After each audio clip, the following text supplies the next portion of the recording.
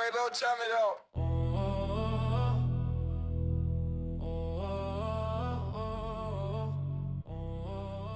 And we are live. We're live. This nigga said action.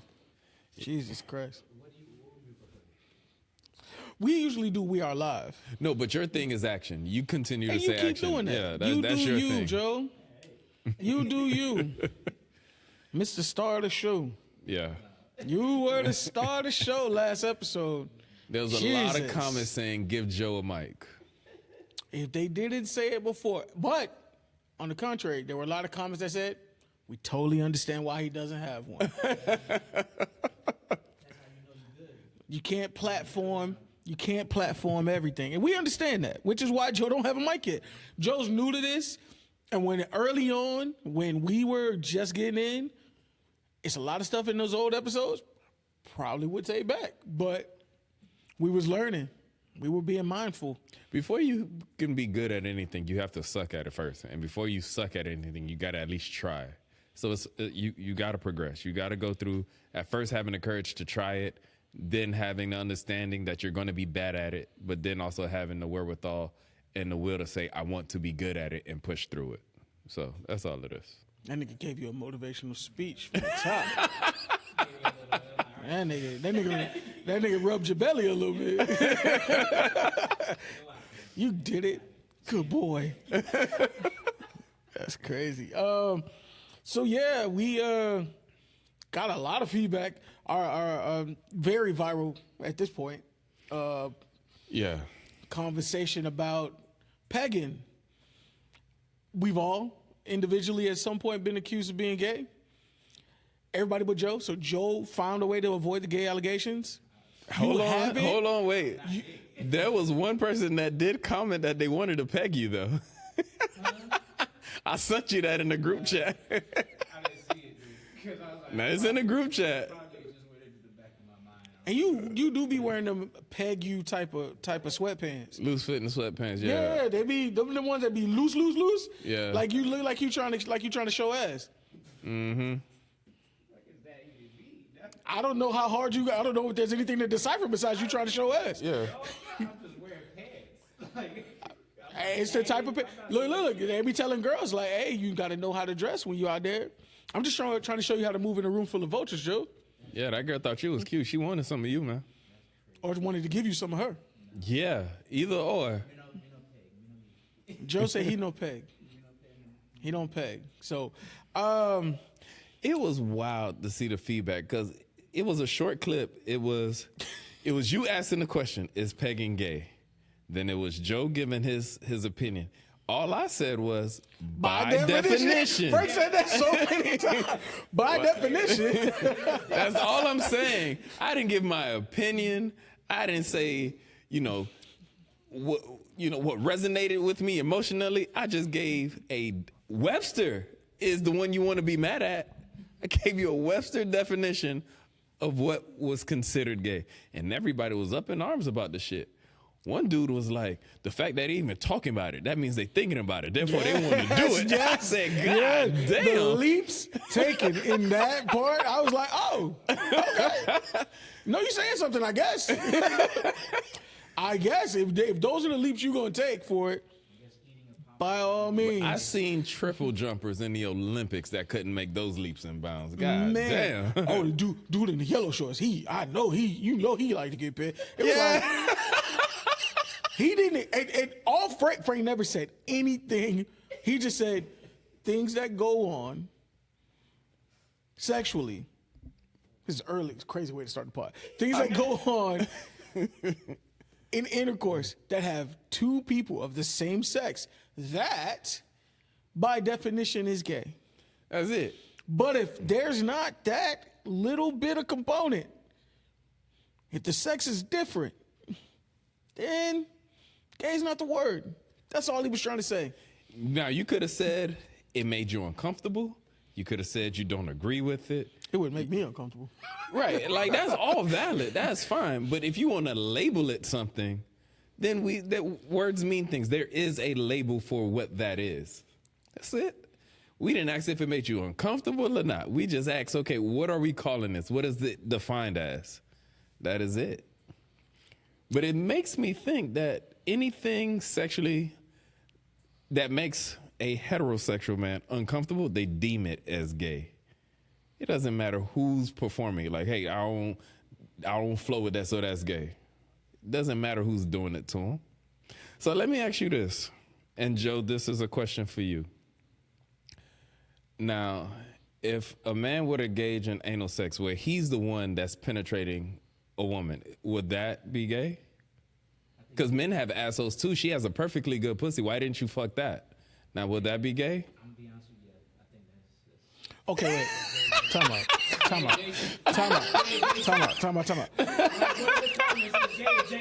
All right. Hold on. It's early in the pod. We're saying a lot of things. Okay. Hold on, Joe. Give me a second. Let's pause for a second. I want so you guys can hear what Joe said. I'm not going to switch. We're not doing the snap. Not today. At least not right now. But what Joe said was it was gay adjacent for a man to have intercourse with a woman. In any, he's particular about the hole that's being used, apparently. But he called that gay adjacent. I saw a funny joke about it, though. Let's hear it. This dude said, he was a comedian. He's like, I'm working on a joke. It's just like a scribble of a line, but I don't have enough. I just want to test it, right? And he was like, gay dudes really gotta love men. Because women have assholes too. And you know what? That's so true. Absolutely. So sorry, sir. That's not gay. It's not gay. You know why it's not gay? Exactly. Because you're doing it to a woman. why. I don't know why. Okay, pause. This is going off the rails at this point. We got to pause for a second. Let's pause. Let's reset. I want you to keep your point where you are. Just don't point it at me. You just hold on 1 second. Ladies and gentlemen, and all those in between and outside of those constructs, welcome to another episode of the Samurai Professionals Podcast.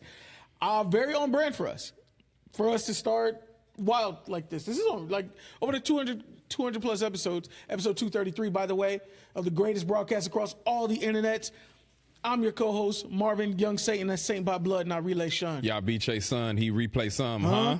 International Marv, that's the handle. Smash Catch from Smurder She Wrote. Starving the Martian, Franklin St. Laurent. Woo, that boy hot. Call him Flame St. Patrick, a.k.a. Ghost Malone. Smooth Evandros.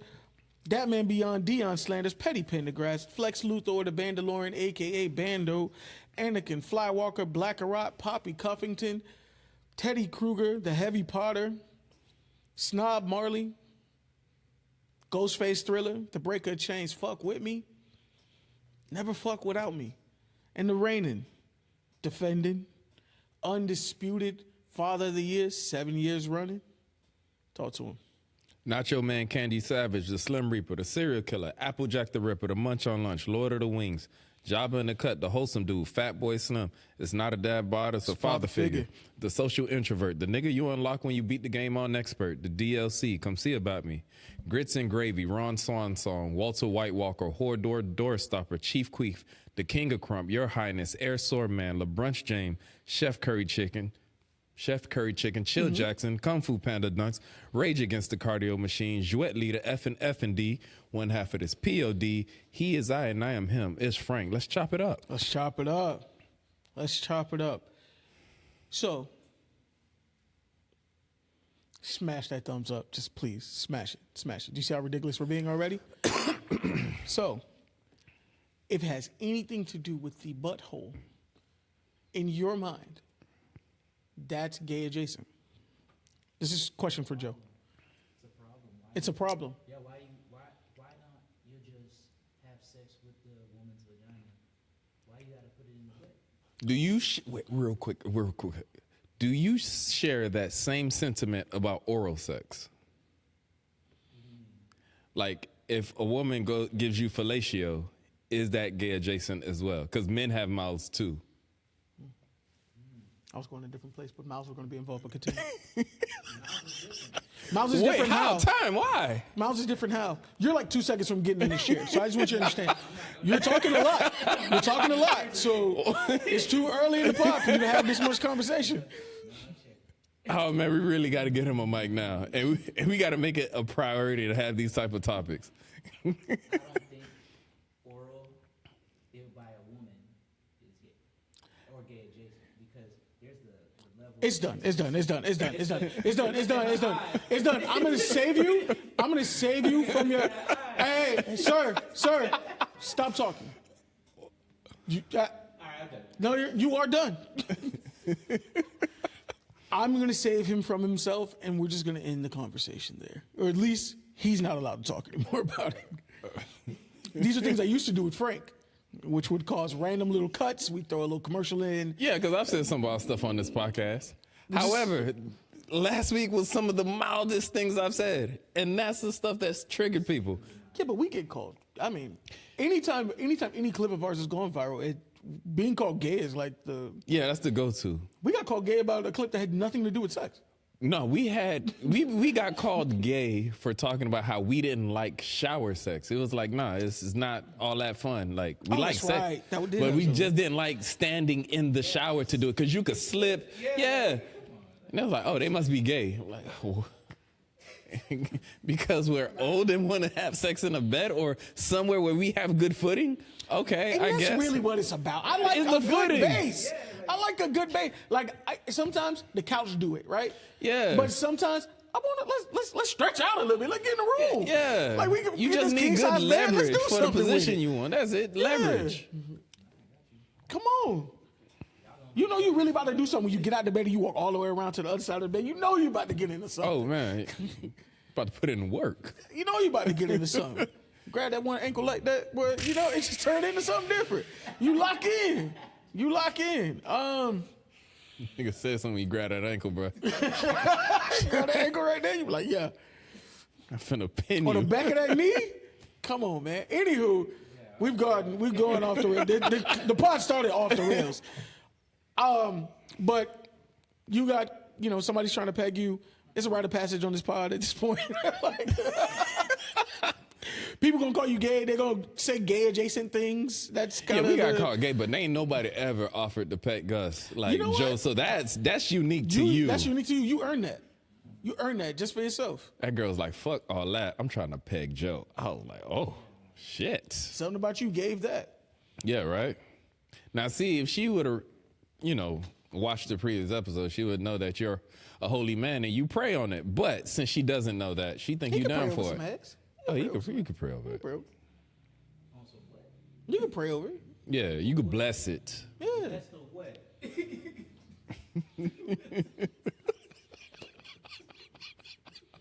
Bless whatever's happening, sir. Yeah, it's not gay. I thought we was good. Okay, yeah, you're right. No, You're right. we said you can't talk. We didn't say we were done talking. We never said we were done talking. We got the mics. We're allowed to talk. Yeah, right. So, anywho, I seen a girl call you Peggy Pendergrass. Yeah. I seen, I got accused because I brought it up. So, anywho, appreciate y'all. Love y'all. Because we are here for those in between and outside of those constructs. So Absolutely. it's all good. We're good either way. I saw this clip and it reminded me of like being kids and how that stuff stay with you to this day. And this girl said, musty allegations follow you all the way through your life. That's a serious one, especially got called musty in middle school. Like if you had like a bad day, or maybe you had a ball sweat moment, or like just like it just caught you the wrong day. We was young, we was just learning to put on deodorant every day. Like that was a new part of our routine. I mean, God bless my mother. Like she ain't know no better. Like buying that roll-on 24-hour deodorant from the T, my shit. It just wasn't strong enough for a young man going through puberty. Oh man! I mean, by 10 o'clock, I done sweated it out, walking to school and just waiting till 8:40 till the bell rung. It was, Man, bruh, man, there was some days, bro. Nigga smelled rough. Like it was hard in these streets, bro. Jeez, I could think, especially them roll-ons. I think the old girl had got me a roll-on from the. Remember that brand Skin So Soft? To this day, I despise roll-ons, bro. I'd much rather have the chalky deodorant, the one that knot up under your arm. I prefer it, to be honest. I don't like the gel. I would much rather have that. That is less embarrassing to raise your arm and look like you got dust bunnies under that bitch versus the roll-on that sweat away and now you just smelling like outside. And it's worse when the girl call you out.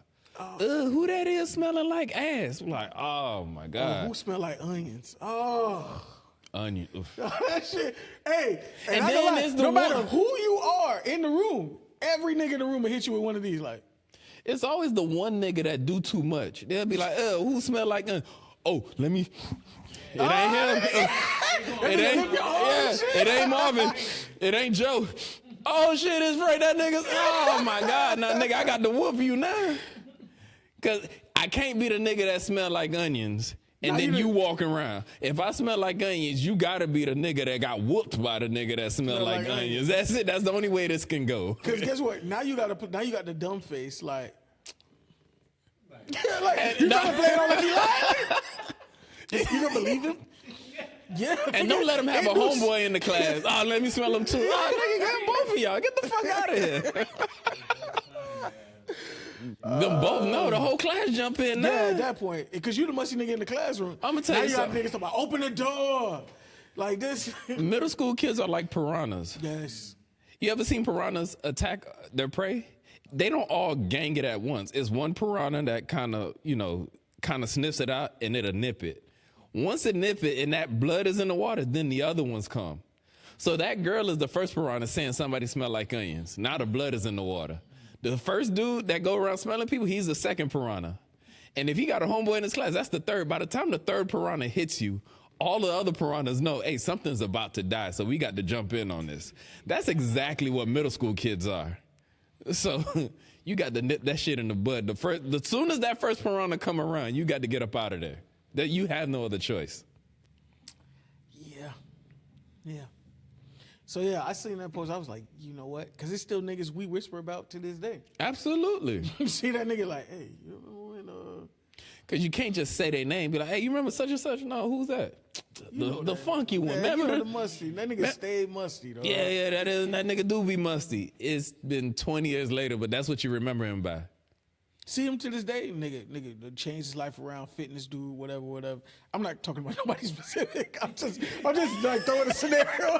Because you know people gonna start to People connect the always dots. think, do you know how many times I get accused of talking about somebody? And I was like, bro, I wasn't thinking of nobody. I be just pulling stuff out of the sky.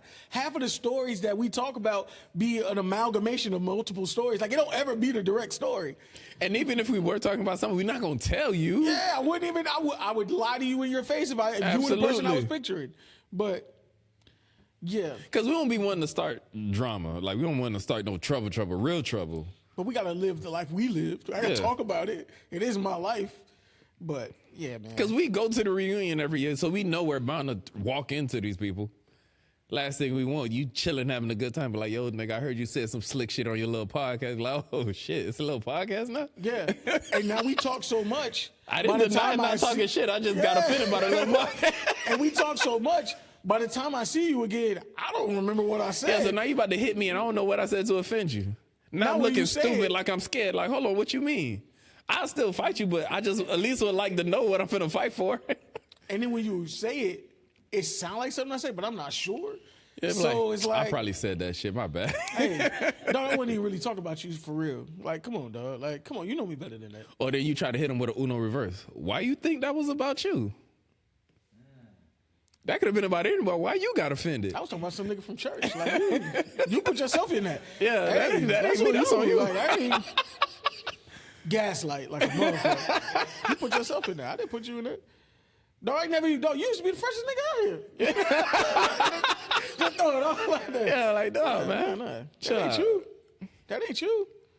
Try to Oh, lie my man. way out of it. If that don't work, all right, then fuck it. It is what it is. It is what it is. Where do we start? Well, I mean, we're recording Saturday, so I'm not going to lie to you. A lot of the conversation that has monopolized most of the weekend is going to be ICEMAN and everything that came out of it. The lead up, the rollout, the dropping 3 albums that nobody was expecting to see. People was hyped for 1 album. 3 albums? Nobody was. Of all the things that were leaking, that never leaked. I'm glad you brought that up because out of all the things, I didn't want to do an album review because he gave us a lot of music and there's going to be a lot of time to really go through it. I'll be. If you think we're going to go, I got my favorite song. I'm telling you, that's not what this conversation going to be. This is. I might talk some themes. We're going to talk some themes I thought were brought up about the album and how people reacted. But yeah, I would like to talk about. I have yet to digest this entire album. I like to talk about how people are reacting. I would like to talk about the rollout. Like you said, everybody was expecting Iceman. We got Iceman, but people didn't expect to get Habibti and what is it? Maid of Honor. Maid of Honor, MOH. So I thought that was dope that stayed under wraps. And he gave, because the thing is, when you're on the label, you just can't come out with an album. It has to get cleared. You have to let the people at the label know, hey, I'm doing this. They have to approve it because, again, it's a partnership. You're the artist. They're the distribution. They have to agree to distribute whatever you produce as an artist. Things fall through the cracks all the time where somebody may say, this is coming down the pipe, or this person is working on this. You get music leaks all the time, especially now in this day and age where you have different podcasts that caters to music and stuff. People always want to be first with the news. They don't have to be right. They could just be partially correct. The fact that they came out with it first and they had people looking in that general direction, they'll be happy with that. So the fact that nothing leaked on the other 2 projects he was coming out with was amazing in my opinion. Hands down, super amazing. There isn't too many artists that can do what he did on Friday. To have a Thursday night going into Friday, right? Mm-hmm. To have the stream, which essentially was similar. I'm not trying to compare him to her, but similar to when Beyonce dropped Lemonade, where we got a visual album, we didn't know we was getting an album. You know what I mean? It went from hey, Beyonce on HBO right now, and it's oh shit, really? So it was a visual album where he gave us For All the Dogs, not For All the Dogs, Jesus Christ, y'all know how I felt about For All the Dogs. Anyway, where he gave us Iceman, a lot of the music videos for it, and I think there were 1 or 2 songs from the other 2 albums, but everything had a video. Mm-hmm. That was dope. I wasn't expecting that, and then leading into the end of the stream where they're getting ready to celebrate, and he puts down the 3 hard drives, and he's all 3 albums dropping at midnight. Mm-hmm. There's already enough anticipation for it at that point, but then to say that at 3, I guarantee you everybody at some point got an 11 o'clock text oh shit, yeah, Drake about to drop 3 albums. Or you was like me and confused and okay, let me go download Iceman. And when I listen to my music on iTunes. So when I go on iTunes and I type in the artist's name, the way that interface is set up, your most recent album is when I scroll down past you have your top songs. When you scroll past the top song, not everybody, some people are Spotify people. So once you scroll past the top songs, I see your album, and it's usually most recent album to least recent. So when I'm looking at it and I don't see Iceman as the most recent, I'm seeing Maid of Honor, and then I see Habibti. I'm Habibti or whatever. Well, not whatever, but Habibti. I'm confused. I thought he was coming out with Iceman. When did these come out? So now I'm looking at the date, and it's the date. So I'm wait, what's going on? Then I see Iceman, the 3rd one. So I'm oh shit, he came out with 3 in one night. The fact that I didn't even know those other 2 was going to be in existence was interesting. Then it made me wonder. I text you, and you didn't answer it. I'm okay, the fact that you didn't answer, you already knew the answer. You wanted to talk about it on the show. I say, Marvin, how many albums he had left on his deal with Sony or Universal Music? And you didn't respond. I was okay, so this had to be. We think it's a play. You think it's a play? Absolutely, 100%. I think he had 3 to satisfy, and he dropped all 3. I think he did similar to what Frank Ocean did. However, I think he did it on a bigger scale for 3 albums. Because when Frank Ocean did it, he only had 1 album left. He gave us the 1 album to fulfill the contract obligation. And then dropped And the then one dropped, he really wanted. the Yeah, next day. right after, right? But in this case, it's like you knew what was coming down. Like, if you got an artist as big as he is and they give you 3 albums at once, especially if he's already in a dispute with you, you would know that, okay, he's doing something. He has something up his sleeve. But to be able to pull it off and, again, nothing leak, you would think somebody in Sony would be spiteful and be like, okay, I see what Keep you're saying doing. Sony. Why you keep saying Sony? Sony, UMG. Universal. Yeah. You would think somebody The would people be who sent us a cease and desist. right. Like, let's keep it a buck. Yeah. Like, I got the email. The people who sent us and said, stop playing music on y'all damn podcast. Y'all ain't paying us. Right. You would think somebody would be spiteful in that organization and say, all right, we see what you're trying to do with this rollout. So, let me step on it a little bit. But that didn't happen. That's why I respect that you kept, not you, but he kept it on the wraps. He and his team and everybody involved. Now, part of me does think that, okay, he came out with these 3. I wouldn't be surprised if not even a year goes by and we hear from A someone. lot of people been saying that. A lot of Now, people I'm been not saying, gonna like, say next month, but before the end of the year, we might get another Drake album. I don't know, but before the end of the year, that's a lot of work. That's a lot of music he gave That's us. what I say. Because my whole take is, I've had, 36, almost 48 hours to digest these 3 albums. When I tell you, I've just kind of fully wrapped my head around ICEMAN at this point. And I can't even say I've done that all the way because I've only had 3-4 listens. That's it. In these 3 albums, he gave us enough music to tour brand new material All the with way no openers or anything. From the moment you sit down in your seat to the moment the lights come back on, he by himself gave you enough material to give you a whole show. If I was on his team and I was giving unsolicited advice, I'd say, hey, tour. No, I guarantee the tour. Look, he broke Spotify. He broke Apple Music. Mm-hmm. The numbers are crazy. I think the numbers are right now in Apple. He has 43 of the top 50 songs. He's good. The tour paid for it. Tour paid for it. Tour sold out at this point. That ain't even a debate. But I can say I've listened to ICEMAN more than I've listened to the other 2. Not that I don't like the other 2. I just haven't. It's a lot of music to digest. You just man. gotta sit with it, man. It's so much music to digest. I don't know how many people are really. Everyone who's giving us their review at 1 a.m. when all 3 albums dropped at 12, and you have somehow listened to 3 albums in less than an hour and already have a review out. Shut the fuck up. That's you my don't, thing. you don't have an honest, but you barely listen to it. If you don't like an artist, cool, you don't like an artist. But to go out your way and every chance you get vocalize you don't like this artist, I think it's kind of weird. Like, don't get me wrong, I don't like every artist under the sun. I don't like everything under the sun. There's certain things that's not for me. Right. But if we had to sit here and talk about it, you wouldn't know it because I don't give light to the things I don't like. The only time y'all know Frank don't like something is when we talk about the story about the Marvin's Room, because I said I didn't like that song at the time. But I went ahead and told you, like, hey, it's a good song. It's just that song struck a chord in that moment. However, if I don't like something, you can poll the listeners and be like, hey, what's something Frank really don't like? You wouldn't know because I don't give light to things I don't like. And I don't think people should. Embrace the things you like. So all these people that, like, I caught the album like at 6 a.m, right, when I wake up. And album, I know it dropped 6 hours ago from midnight or whatever. But then I see reviews from 5 hours ago. It's like, dude, an hour passed and you're like, oh, all of this is trash. You didn't listen. One of those albums is more than an hour long. So there's no way you could have, even if you're skimming through all of them, like you're not really taking in the music.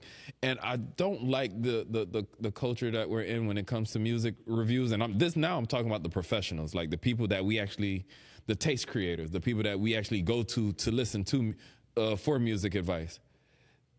they're sucked into the cycle of wanting to be first. So now they don't even give you a well thought out review. Like back in the day, when people talked about albums, they would talk about the production and who were the producers on this particular album, and where direction they felt the artist was going. So you actually learned something before you even, like, if you didn't listen to the album yet and you was listening to somebody you respected, you actually learned something about the artist before you heard the music. And in some cases, they did enough to sell you on actually listening to it, because it's like, yo, this person never really steered me wrong with their opinion, and they're saying all this thing. They put some thought into it. You know what? I'm gonna check it out.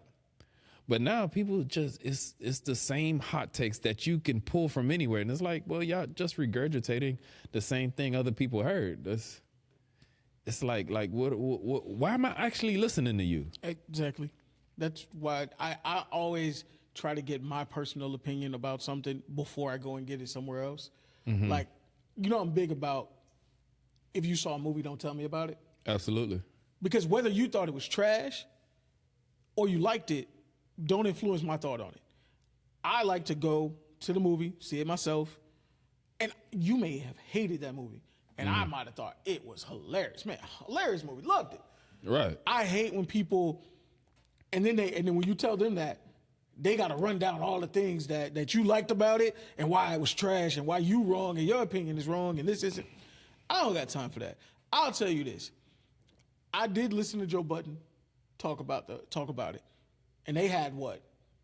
Well, Joe said he took a nap, an old man nap before 12 o'clock, so he was ready to get up and listen to the music. Mm-hmm. Joe Budden, who was dissed on the album, mm-hmm. said Drake did his thing. He really enjoyed it. And he has had every reason to hate on it. A lot of people don't know that Joe even has a diss song. Plenty of diss songs. Towards Multiple Drake. diss songs towards Drake. They have had a very weird relationship, and it's not parasocial because they actually know each other. Mm-hmm. Parasocial is a new That's term. a $20 word. Yeah, it's a new term I learned over the last few weeks. And I was like, oh, that's interesting. we just sit around and come up with shit every day. Mm-hmm. I thought I listened to him praise the project. I was already listening to the project anyway, and whenever a big Drake release come, he paywall it, so you can't just outright just go and watch it. You gotta get the Patreon and do this and do that. Right. Smart play. He made money. Millions of dollars get made Because he knows he's a tastemaker too. You want to hear what he says because he's usually fair with his takes. Joe's one of the few people that I would actually listen to his music opinion, because he's not just going to give you the talking points of 108 random creators on TikTok or Instagram or whatever. Joe gives, like, he's pretty solid on his opinions. And it's like, okay, well, I haven't heard that perspective. And a lot of times he has a lot of insight that most people don't get, and he gives that. So when you hear him, you hear something new, you hear something fresh, you hear from a perspective that you're not going to get from most places. So I can completely understand him putting it behind a paywall. And you got Rick Ross, who's sitting on streams talking about how the album, he put out a three pack of Mid, all of his trash, this and that. And he was like, oh, I haven't even heard it yet. So what the fuck? What are you talking about? I can't stand when people. Ross's issue with Drake dumbfounds me, because every time he talk about it, it's a new thing that still don't make no sense. You would think you change your issue with Drake 6-7 times, it would finally make sense at a certain point. No, the latest one of the latest ones, was when he did the verses with French. And he was like, embarrassing. And he was like, oh, I don't hate on the little homie, this and that. I want to see him win. I just hated that he didn't clear the song for French Montana. Now, remember the time when all this is happening. This is right after Like That, and everybody's waiting on Drake's response. Mm-hmm. Drake and Cole, everybody's waiting on them to respond. They on tour, so they can't respond. So everybody's waiting. The next song that goes out has to be his response. It can't be some verse I wrote 10 months ago. Mm-hmm. So he asked French to hold off. Why the fuck is French okay with it? And Rick Ross is mad. Make that make sense. His issue with Drake is still the weirdest to me, because he's the main one still trolling, and it's like, but it's got to be more than that.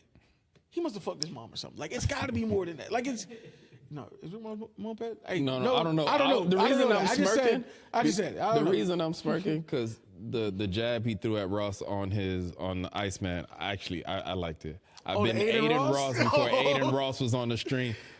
You said I've been Aiden Ross streams before Aiden Ross ever streamed, and I said, woo. That was hard. That was good. I wrote that down. I ain't gonna lie to you. Look, You did? I was like, oh shit. Yeah, that was a good punchline. nigga- But this is my thing. Like, I get it. You as in Ross had a bunch of hit songs with Drake. Like, there's no skating around that. But if you really didn't like the dude and you're at a versus, why play the records with him on it? Want to hear something crazy? In order for those records to play on a versus, Drake had to clear it. So he cleared it after all the shit you done did. And I think that's the petty version of Drake, because it's like, remember that most of the shit that you really want to play, I'm on it. So now you gotta hear me. But that's neither here nor there. A lot of people talked about they wanted introspection on this album. I think he was very introspective on his album. People who didn't want to hear him take shots, I'm not gonna lie to you, he was always gonna still take shots. Hove took shots at Nas long after Ether for many albums. That is what it's gonna be. That's another reason why I think there's something else down the pipe. It's not that Drake can't be introspective. He has done it before. He even gave us glimpse of it on, again, I haven't listened to the other two, but he gave us glimpse on it on Iceman where he talked about his father having cancer. Several. Yeah, like I'm not going to call them all out, but there was, I'm gonna call him out. So there was some moments where it's there. He has something to talk about, but he didn't talk about it in ways we've heard him talk about in the past. This is why I think that now that he done fulfilled that obligation, he's going to give us something where it's more heart is into it. I agree. I think there's probably some bangers he's holding that he think probably gonna go, and he's probably holding to after that. But I don't think he gave us like a bullshit album though. It's not a bullshit, because but I think he was, to me, I thought he was pretty introspective on this album. Like, he talks about therapy and all this other shit. And he brings up the only time he sees his reflection is when he's looking in his therapist's eyes, but she's kind of fine. So he kind of like, he don't I know really what pay line too you're much talking about, attention. right. And it made me think about, I remember when I was first trying to find a therapist. Remember we talked about it when you were looking for a therapist. And I kept saying, like, dog, if you don't like the one you talking to, go find another one. Like, that shit is, it's like dating until you find the right one. Like, go find you a therapist that works for you.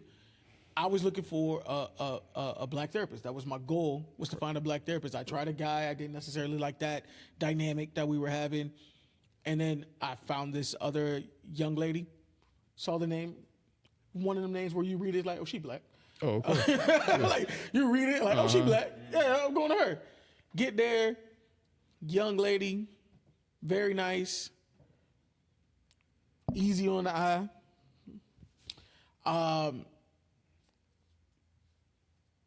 One time she went to get up to get a book for me, and the way them pants was wearing her, I was like, okay. I was like, yeah, it's probably our last time. Don't give me the book. I'll buy it. So never went back to her, just because I felt like the dynamic wasn't like, I'm sitting here and cry about my dad. Focusing on the wrong things here. I want to cry about my dad. I don't necessarily want to do that In front of you. in front of you. But I mean, what you getting into later? Yeah. It was like that type of vibe. So, like, I get where he's coming from with there, and I like that he talked about. There are a lot of different things on this album because people are trying to make it like he's stuck in a time. And over the last 2 years, any artist is supposed to speak about what they're going through. There are themes on here he touched like falling out with your friends, nigga. At 39. Soon to be 40. Nigga, I know you and I could connect to that. Like, falling out with friends, people who you thought was like, that's my ace boom coon, we solid. Like, you can't tell me nothing about this nigga that I don't know until some shit changed. And you like, oh shit, I didn't see that coming. Not from you. Not from this guy. You know what I'm saying? That, to me, there are a lot of themes on here, because, people would like to say, like, you know me, how I felt about For All the Dogs project. One of your favorites. Wasn't one of my favorites. I can be a fan of somebody and be critical, which is why I thought I think every it was fan. not everybody. No, well, listen. Let me finish. I think every real fan can be critical, where you say, "Hey, this is the type of projects I like from my favorite artist. This isn't it for me." I think if you're a legitimate fan, you can say that. Now, I think in this day and age, fandom has changed. You got some people that the person they like can't do no wrong simply because that's who they chose as their person. And it's like, nah, they could do some wrong because they're human. There's going to be times where their style of art knocks it out the park for you, but there's going to be other times where they miss, and that's okay. Which I thought was breeding ground for why it was the perfect time for Kendrick to take that shot, because he wasn't hitting on all the shit he should be hitting on. So it was good timing. Anyway, not to even bring him up anymore. But I want to talk about some of the themes. One of the ones I noticed was he took several shots at Hove on this album. There's at least 3 shots at Hove, talking about how he'll take the $500,000 over to dinner. Like, there's several shots at Jay-Z specifically. And we all know. He said something about the jig is up. He mentions the $500K over the dinner, and then he ties that into, allowing Kendrick to perform at the Super Bowl. Like, it wasn't like it was a random shot. Like, oh, I'm just listening to the album. Why he took a shot? Like, dude, if you understand the dynamics of what this man went through for the past couple of years, and you listen to how. One thing I like about Drake, I like diss music. You know that. We talked about things that are canon on the show. That's another thing. Frank loves a good diss song. So I like when an artist tastefully takes a stab at another artist, right? And the way Drake raps about people that he has an issue with, if you're not a fan of Drake, you're not going to catch it. It's just going to sound like words. Like when he threw a shot at LeBron and he was like, he mentioned something about switching teams. The 23andMe, it's a real nigga, it's in my DNA. If you don't know that he had a close friendship with LeBron and people criticize LeBron from going from team to team, and LeBron wears the number 23, and then he's saying it's in his DNA, he's a real nigga and LeBron is not, it's like, oh, you would miss that. But if you understand that, okay, I understand this dynamic, I understand what he's saying here, it's like, yo, that was pretty clever. And I like that. His punchlines when he's talking about somebody he has an issue with, I like it, because unless you know, you're going to miss it every single time. You know who was amazing at that? Hove. Absolutely. Jay-Z was... There's lines we're finding out to this day, a decade later, like the Cameron line. There's lines we're finding out to this day that were about shots at Cameron on a song that we all thought was a hit. Never even knew. Never even knew. Just going past it. But the shots at Jay-Z, which... people could talk all that shit. Yo, he's stuck in the past, whatever. I can relate to that shit. Frank can relate to that shit. Frank had that nigga who Frank had that bum ass bitch made nigga, y'all said it, who stole a good multi-million-dollar deal from this man. And to this day, I don't care how cool Frank was at the dinner where he had to be, super nigga or whatever the fuck. Oh my God, Marvin, please. Or whatever the hell. Like, I could have took him out. Yeah, whatever. You should have. Anyway, but you've had people who you thought were cool and who had some power. Or people wronged you. And they wronged you. It's okay to still being like, yeah, it's still fuck you. And it's 2 fine years, with the that. shit is still fresh, bro. It's still fine because it's with still that. fresh because people are still talking about it. Yeah. Especially one line he said was, people keep asking me how I feel about the beef. And he's like, oh, no, he said, what did it do to you? And he was like, well, that's what it did to me. People keep asking me that. Like, for the last 2 years, that's all I've heard is people keep asking me, how did it affect you? How are you feeling? This, that. That shit will weigh on you. Another thing I want to point out, like I said, falling out with friends. Friends, he let Future back in. And a lot of people would say, I don't know if I would have done that. For somebody like... At least after 2 years, that seems still kind of fresh. Like, he's still dealing with it now. Matter of fact, I feel a lot of people who listen to this album, they listen to it hoping that the beef would continue. Oh, I'm listening to it hoping that he will say something that will rile this man back up so he could come back and say something else. Like those are the people they're still craving the train wreck. And again, as somebody, as you know, who likes beef, I wasn't listening for that. Like if you talked about it, cool. If he said nothing about it, I would have been cool.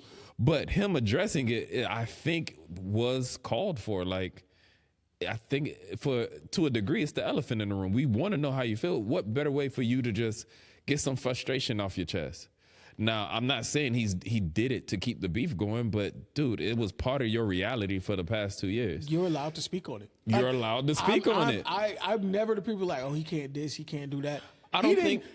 He's not the one who didn't have. Real quick, we want to give a shout out to F&D. If you're looking for a spot in South Florida to host an event, please check them out. This is the new home of the Samurai Pros. That's F&D Studios. That's EFENDEE Studios. You can follow them on social media at F&D Studios. Check us out. Ain't nothing to say after that. He killed it. So yeah, like you have the right to say it. Like I don't think he said anything that would spark anything back up. I don't think he said anything that warrants a response from anybody. Kendrick gonna still. I just want y'all to know, Kendrick will always shoot shots. Drake and Kendrick are tied for the rest of their career. It was the biggest beef we've ever seen. I don't think we're going to see something to that caliber again. No, will they still throw jabs at each other? for Sure, because sure. they've been doing it the past 15 years. But that's all it's going to be. Jabs here and there, and that's fine. I don't think we're ever going to get a summer of 2024. I don't even think Kendrick got the most heat on this album, to be honest.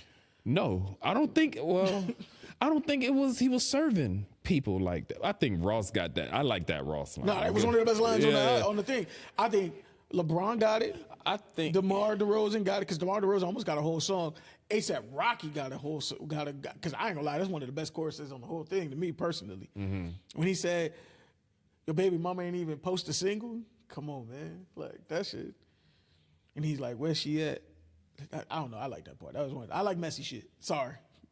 That was the part. That's one of the things we do relate to. If there's anybody who's gonna get something on this album, I think it should have been Ross and ASAP. Because again, that's like if you see two dudes fighting and you're focused on one dude, and then two other dudes are like, oh, okay, he's distracted. Let me get my lick in.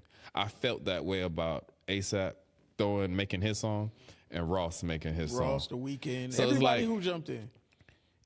It's like, dude, this man is focusing on this. Let him, if y'all got a beef with the nigga, just let him hash it out. The whole trying to, oh, he's down, let's kick him.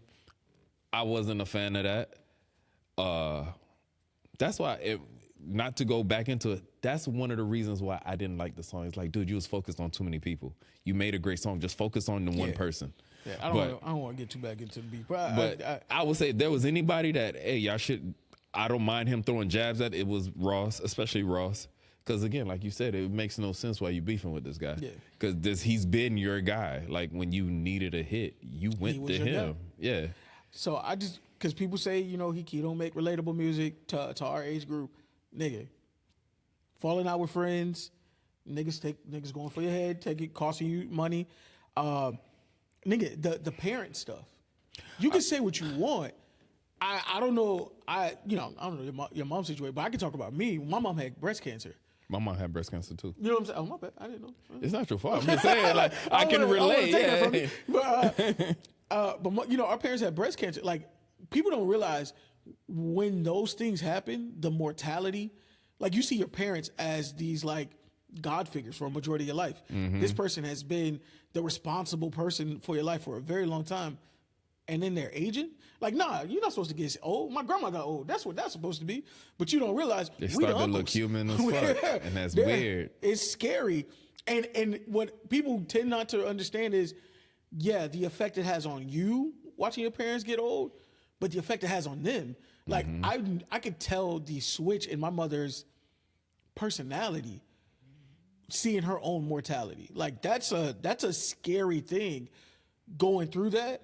So when he's talking about that and his father, and there's the clip of his father saying that, he's on the remission side.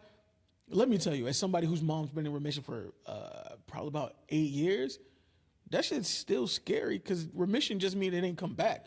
That's all it means. Mm-hmm. But once it's in you, the fear is that it's around somewhere. It's just not strong right now. That's scary, man. I don't care what anybody says. You can't if you couldn't find a way to connect with that, I don't know what to tell you. I think the people I think what we see online is just the vocal minority. It's people who, for whatever reason, want to throw their shots at them and say their disdain for him. Like at one point, I think right now he has such a big gravitational pull in music. Yeah, good words. That for every 100,000 people that love him, we're going to hear the 100 that don't. And we tend to focus on the 100 that don't, and not the 100,000 that's playing his music silently. I mean, the numbers speak for themselves. He gets a ton of streams, a ton of views. He does a show. He sells out stadium. We know people fuck with this man.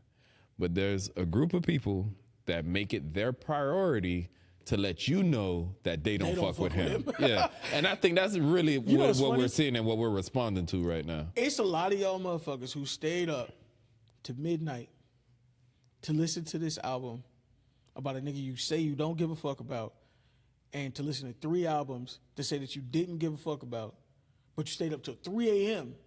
to tell us that you ain't give a fuck about it. Y'all give energy to shit I don't understand. And let me tell you, there's albums that come out that if I don't listen to it, like, and I say it'll be by an artist that I know I'm not a huge fan of, I could just not listen to it, and that'll be that. People get up and claim, "Oh, I ain't a hater. I don't, no negativity, good vibes only." But that's not true. When you look around, like, being a hater is very popular. People love. Oh, they love hate. They Lead love off to it. Yeah, they love to shit on things, and they love to let you know that what they don't fuck with. There's so many artists that you can talk about that you love. If you would have asked me, "Hey, who are you listening to?" I'd be more than happy to tell you, "Hey, I fucking love Masego. I've been playing I play his music so much now that my kids like his songs." Like, I love to tell you about Tom Misch, Masego, or any other new artist that I'm really diving into their music. I couldn't tell you who I don't like because I don't like them. I don't listen to them. I don't go out of my way to give you energy about people I don't like. I'll give you recommendations. People know, hey, Mark, what's going on in R&B? They know I'm gonna run down a list. I'm gonna give you new people you ain't never heard of. I'm gonna give you like, hey, listen to these 3 songs. I think you'll fuck with this. Or the song Safety. I forgot the name of the artist. He's a new guy. He has the song Safety. And I even played it for you like 2 episodes ago. Like, I'll share something quick that, hey, I think you'll fuck with this. This dude is hard. Or I really like this. I don't know who this is. I couldn't even tell you the genre, but this sounds amazing. I'm not finna waste my time and tell you about somebody I don't like. Like, that makes no sense to me. But for all that, don't give out too early reviews. You fucking with the album? Yeah.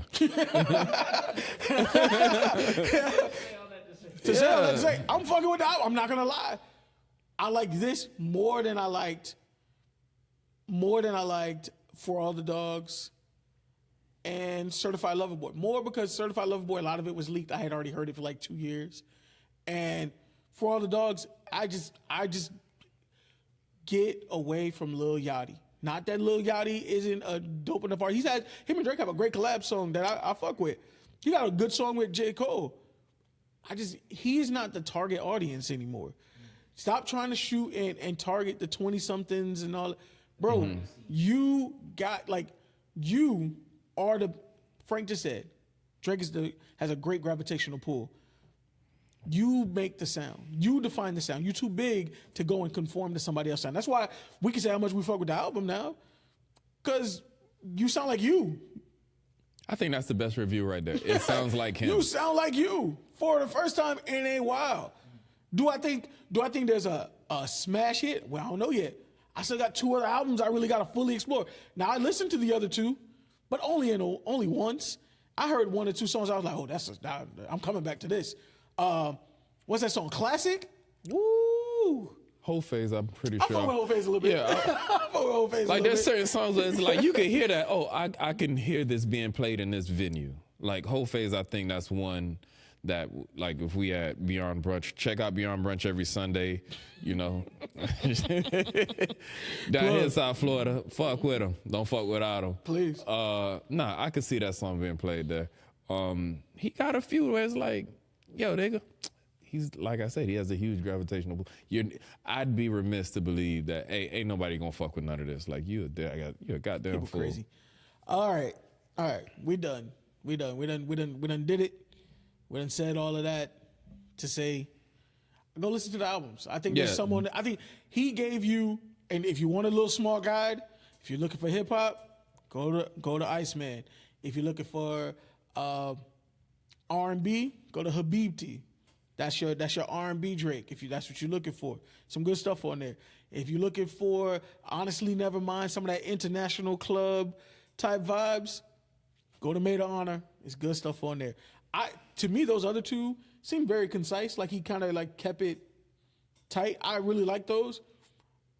But I just say I like them. I don't have a song I could throw at you, tell you I love. I don't know the names of any titles. I do know all of the make them hate, make them, all of those. Those 4 songs are kind of like timestamp songs. Those are fire. Gotta listen to those. All right, real quick. I'm going to get you guys back to your regularly scheduled program. I know why you're here, but I do want to shout out Danny D Photos. He was a part of the whole conceptualizing this rebrand. He's a part of those magical photos that you guys have been seeing floating on the internets, Instagram, TikTok, Facebook. We all over. But that's because of him. Please look out for him. If you got something going on in South Florida, any events, any proms, if you got somebody who's a little with child, he gonna take care of you. I promise you. That's DANNID Photos. If you don't know how to spell photos, that's on you, bro. We have talked about Drake for an hour. That's okay. I think it was a good conversation. That is well, okay. We had other stuff, but anyway. But keep it short. No, if you, okay, not saying keep it short, don't but talk to for an wrap hour up, and then keep it short. But to wrap up this conversation. If you want to listen to it, listen to it. If you don't like him, don't waste our time telling us why you don't like him. Just don't listen to his music. Focus on what you do fuck with. What did Jay say? I used to give a fuck, but now I give a fuck less. No, that was M. M said that. I used to give a fuck, but now I give a fuck less. What I think of success, too much stress, I guess. All right. Yeah. All right. Well, I am Correct Slim me. Shady. That's the name of the song. Correct me. Oh no, I think the name of the song is "I'm Back." It was on Marshall Mathers LP. I'm back on this Kevin Hart roast. Yeah, let's talk about that. Joe, you got a chance to watch it? Yeah, I watched it. All the way out? Yeah. Done? It's just bits and pieces. Just bits and pieces, little clips. You watched it? Hell yeah, the whole thing. Before you give me thoughts, I'm gonna give you mine. If I can say a thing about roast, is that the job, especially comedians who are roasting, you're gonna say and hear things. Apparently, a lot of people, y'all have never watched a Comedy Central roast before, at all. No.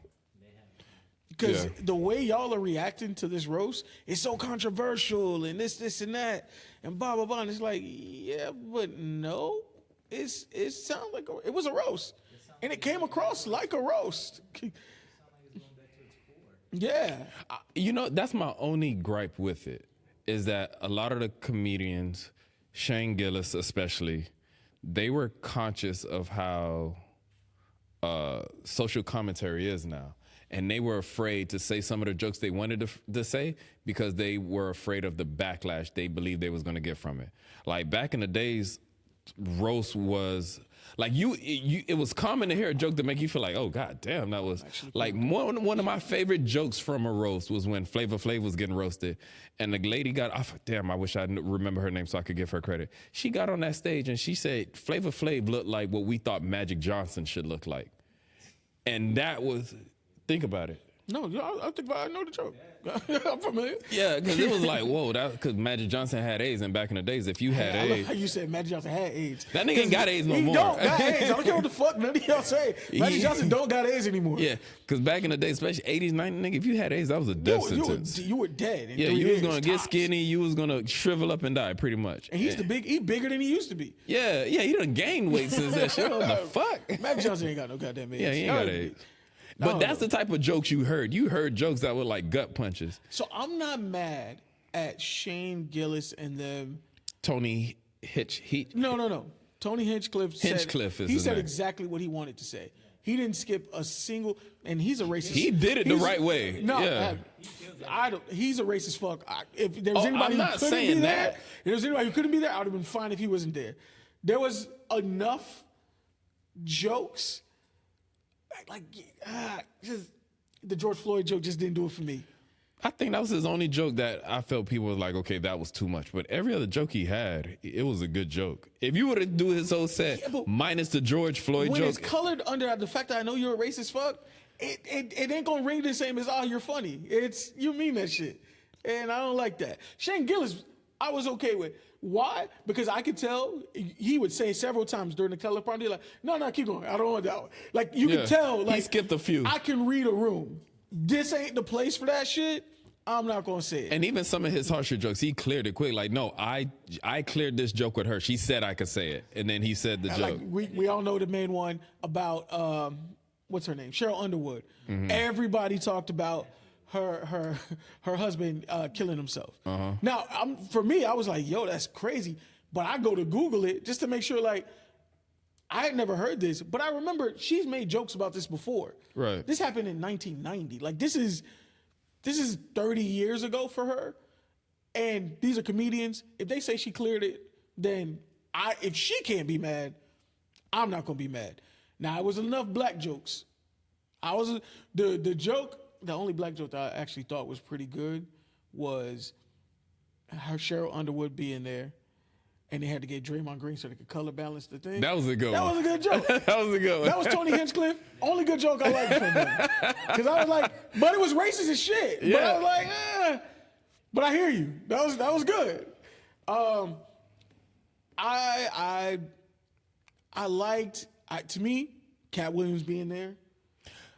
I like the fact that Cat Williams didn't really have jokes for anybody else. He called them, like, he collectively he hit them off with one joke and called them the Illuminati, the Junior Varsity Illuminati. After that, his whole focus was on Kevin. Love that.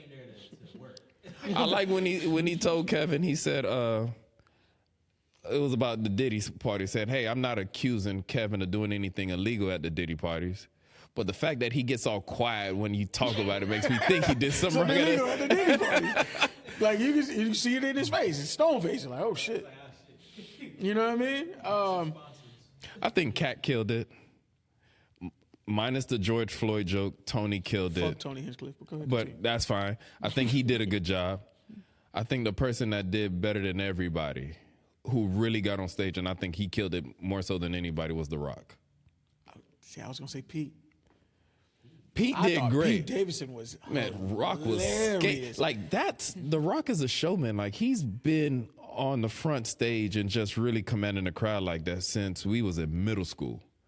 When he felt comfortable. Like no. First, The I'm Rock not gonna was say The Rock killing was- it. The Rock was fucking drunk. He was drunk, but man, he drunk. was His funny. He was delivery funny. fire, Yeah, though. his delivery was amazing. great, but The Rock was fucking drunk as shit, off his ass. Now, all the shots at Kevin Hart's wife, I heard a lot of people got issues with that. You could tell the type They're of friendship they friends. have. Yeah. Like, they was cool with it. And she's gorgeous. Yeah, Shout out that's to one of Nico. those jokes where, like, your sister could get off, but can't nobody else say it. Exactly. That's all it was. They have a relationship where it's like, okay, only he can get that off. If I were to go on stage and say that, security is bum rushing me. The Rock said it's like, no, they cool like that. Let him get that off. Oh, Naeem Lynn, he did well too. I thought he was the worst of the group. No, I don't think so. I think he did well. Naeem, who is part of the Plastic Cup Boys, who I've seen at, I've gone to see him live. Yeah. I've seen the whole group live several times.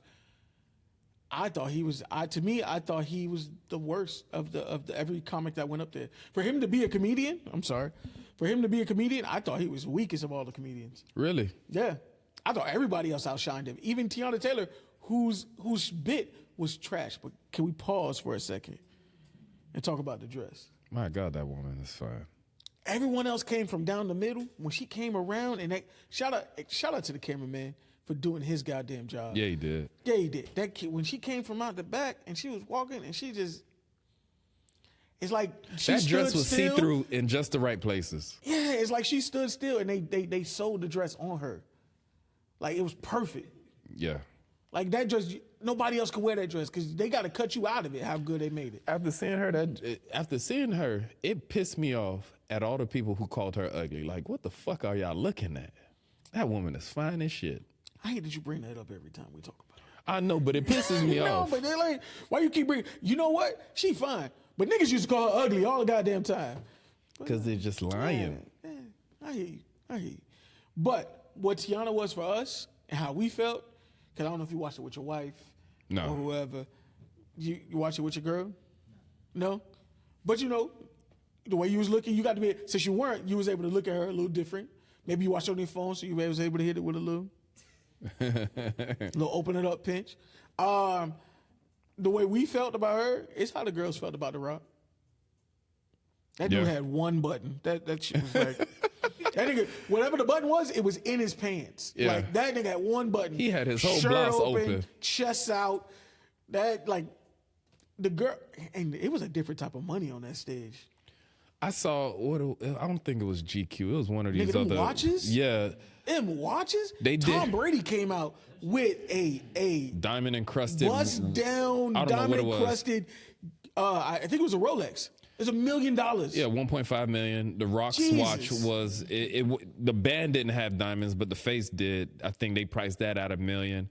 Kevin Hart, I want to say he wore two watches. He wore a watch when he came into the venue, and then he switched it for another watch that he wore on stage. Both of those watches was like 80 grand a piece. A Pete watch, I think, was about 80 grand. I think he had an AP, and it looked. I don't remember the brands of all those watches, but I think like the cheapest watch on that stage was like 20,000, and that was like a Rolex. But every other watch after that they highlighted was like, God damn, boy, these It's a niggas different want type some of money. If you don't, Kevin Hart had a diamond necklace, and The Rock had one too. Mm-hmm. Like the light was hitting it different from any other diamond necklace I had ever seen. Like it was showing different colors that I had never seen. That shit was showing like violet. Like that's not even a color you could just color. Like that's a different type of purple. The like, issue is you look at these rappers' chains too much. Real money, the no. type of diamonds you they got a buy, point. You the said type something. of diamonds real money buy look different than what we see on rappers' chains. Nigga, I was like, I gotta work harder. I'm not doing enough. Not doing enough. I'm not doing enough. This nigga, you know who had the worst set? Out of Tiana. Tiana was not that great, but she made up for it with the dress. To me, the worst set was Kevin Hart. I thought Kevin Hart was the least funny person on the entire thing. Yeah. He didn't. Like, I'm sorry. I thought he was talking about he was gonna shoot shots. I'm like, dude, these shots ain't hitting, man. Kevin Hart has never been that type of comedian to me. There's certain comedians where you know, hey, if they wanted to light you up, they could light you up. This nigga talked it up so much. He said to my sponsors, who you about to get right now is not even Kevin Hart. This, and that. Shouted out all his sponsors throughout the thing, which made it even weirder. But, you know, you about to get a brand new Kevin Hart. Get the gunshot ready. Boom, boom. Like I was like, all right. The gunshot was a little weak personally, but all right, we'll see. He got a little pea shooter, and then his jokes didn't hit the way he thought they hit, which makes it worse because you can tell he thinks he's killing it, and And sometimes you can. Just looking around like, Kevin Hart is one of them people that laughs at his own joke before he gets it out. So in the middle of him telling the joke, he's laughing, and that kind of kills it for the viewer because it's like, okay, I want to laugh too, and when the joke gets out, it's not as funny as he was laughing, so it deflates the joke a little bit, and he did that a lot. You know who laughed a lot, but I thought his stuff was good? I thought Draymond was pretty decent. For him to not, because a lot of his jokes, other people. He's not a comedian. Other comedians wrote his jokes, yeah. But some of his jokes was pretty good. I'm not gonna lie to you. I enjoyed Draymond's. When he told Chelsea he's Draymond Green, he don't hit threes. He don't hit threes. That was a good one. Ah man, that was solid. Yeah. Regina Hall. Beautiful. First of all, gorgeous. There's been multiple clips online of if there was racist jokes, she ain't like none of them shits. You can see her face throughout all of those. All Her those face jokes. was tight. She was like, "Hey, y'all could go ahead with that shit." I'm about to say, if you notice, nobody had a joke for her. Not a single person said Regina Hall is here, and they gave her their little joke. Not a single person took a shot at Regina Hall. Wait, one person did. It wasn't a joke though. Shane Gillis, he shouted out Regina Hall. Then he looked at Pete and was like, "Hey, Pete, if anybody could do it as you got to do it for us. Because the joke on Pete was that he hit a lot of fine But chicks. that's a joke on Pete. It was a yeah, joke yeah. on her. But that's the closest. Damn. It just made me remember a Tony Hinchcliffe joke that I actually liked. What did he say? How he because he mentions her about, you know, congratulations on winning one battle after another. And he mentioned the Lizzo. And he's like, one battle after another. It's also what Lizzo calls walking upstairs. And I thought, I was like, damn, he made me laugh. Because the whole time I was like, I ain't finna laugh at this racist fuck. Like the whole That time I one kept was saying a that. good one. I was like, damn. That was like, that's good. I'm gonna use that on somebody. Like I said, minus the George, and I understand why people was tight about that. He had a good set. Nah. I get it. Nope. But when we up here celebrating black people, it's certain people that you shouldn't invite. That's just how I feel. That's just certain people we shouldn't invite. I thought Brady did good. Mm-hmm. White people, I'm not saying white people can't be there. This isn't a cookout conversation. But when we celebrating one of our black greats, I don't want to hear the person who's like known to be racist stay around Joe Rogan and saying all sorts of stupid shit. Stay around right up under Trump's thumb. I don't necessarily want to hear that nigga. Not now. Okay. So if you were to remove Tony, who would you put in this place? The one person who wasn't there, who I would have loved to have heard from, Dave Chappelle, of course. Who else could really roast Kevin? They brought out Kat, which is great because that's another person who could really roast Kevin. A lot of stuff that Kat was saying kind of felt like you could tell like they squashed it, but no, he meant that shit.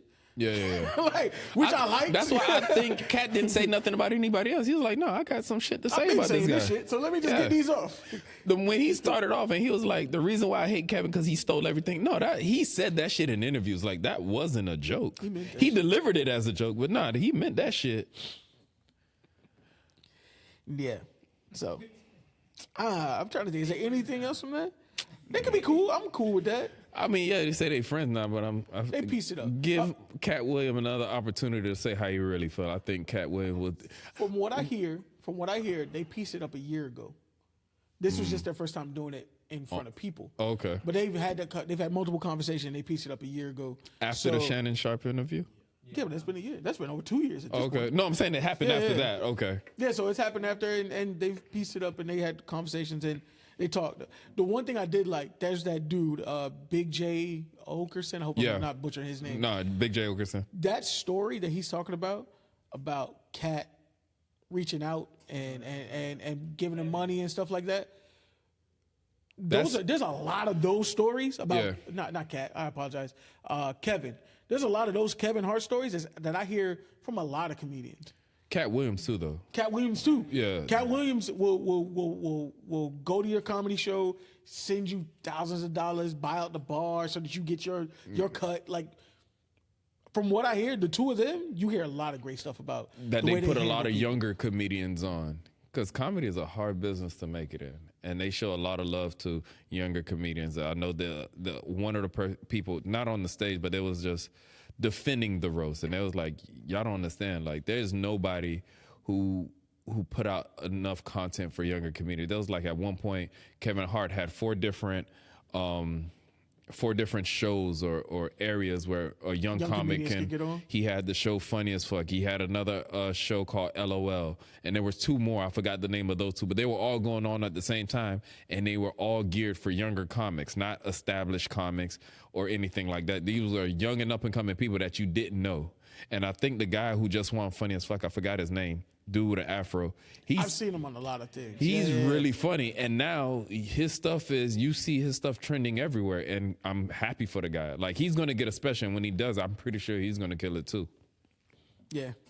All around, to me, this is one of the better roasts. I didn't watch the Tom Brady one, so I'm not sure. Tom Brady one was good. I'm not sure how good that one was. But in fact, I like that since he was the one that got roasted, he got to be the first person to come out to roast. I think they should do that. Jeff Ross was good. I like seeing Jeff Ross. Roast he needs master. to be at every roast. Yeah, absolutely. I think that's his thing. He has to be at a roast. The only person that was missing, I think, was Nikki Glazer. I like Nikki Glazer. Jeff Ross and Nikki Glazers. Those are roast people. Yeah, they're famous because they're really good at it. Chelsea Handler wasn't too bad. Shout out to Chelsea Handler. No. More importantly, shout out to Chelsea Handler's breasts. For 50, 60-year-old breasts, I thought they did a great job standing up. Oh, absolutely. You don't think so? And You don't think so, Joe? No?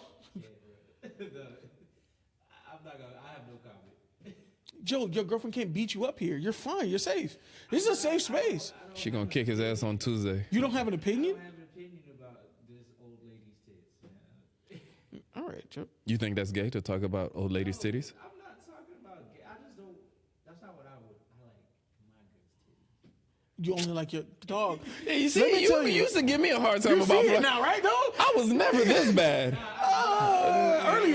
Early on, you used to. So what you're doing is what Frank used to do. I was For like never the that first bad. 150 episodes, it was always, what can I say on this episode that'll eventually lead me to some pussy when I get home, right? So that's literally what every episode was. When she listens to it, because she would always listen to it about a Tuesday, Wednesday, what can I say on here that'll be the thing that like, oh, Wednesday night, we straight put the kids to bed early. That's what you dog, hey, it's safe. She hitting you? No, what? No, you seem, you're all right. Domestic violence.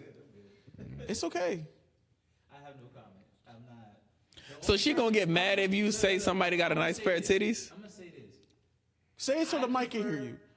Tiana Taylor, she looked good, and Regina Hall looked good. He said Tiana Taylor and Regina Hall look good. That's my flavor. Okay. I'm not. You He think they said that's his titties nice? flavor. You He think said they that got was nice his flavor. titties? Hold on. He said that was his flavor. Hold on. Could you hold on for a second? Stop being so scary, my nigga. Like, what's going on? I'm just making sure my words are being understood. What I'm saying. There's no. So what Joe is saying, I want to make sure y'all hear his words since he's not on the mic. Joe is saying, Tiana Taylor looked good. Regina Hall looked good. So he was trying to show you, he said that's his flavor. So he's trying to show you that he likes black women. And he said that their breasts were really nice. That's what he said. See, he's scared to say it now because he's not on the mic. What he said, word for word, I'm not. He said that their breasts were really nice. Supple was the word he chose. I didn't say that. I didn't say that. So you don't think they got nice titties? You got a Bible in your bag. I saw it. Put your hand on the Bible and say they ain't got nice titties. Why you keep looking away when we say that? You embarrassed by nice titties? You seem like you know what? For somebody who say you don't like those type of titties, you seem like That's the pretty type gay, bro. That's pretty gay. You seem very scared to talk about titties. Y'all put me on the spot. I don't know. We're putting you on the spot to talk about Said what I breasts. said. All right, That man. nigga don't like titties, man. No, Titties, but I like my girl's titties. that might be the gayest shit said on this I podcast. know, right? That's why that girl want to peg him now. Yeah, I'm telling you, it's the pants. All right, nah, that's cool.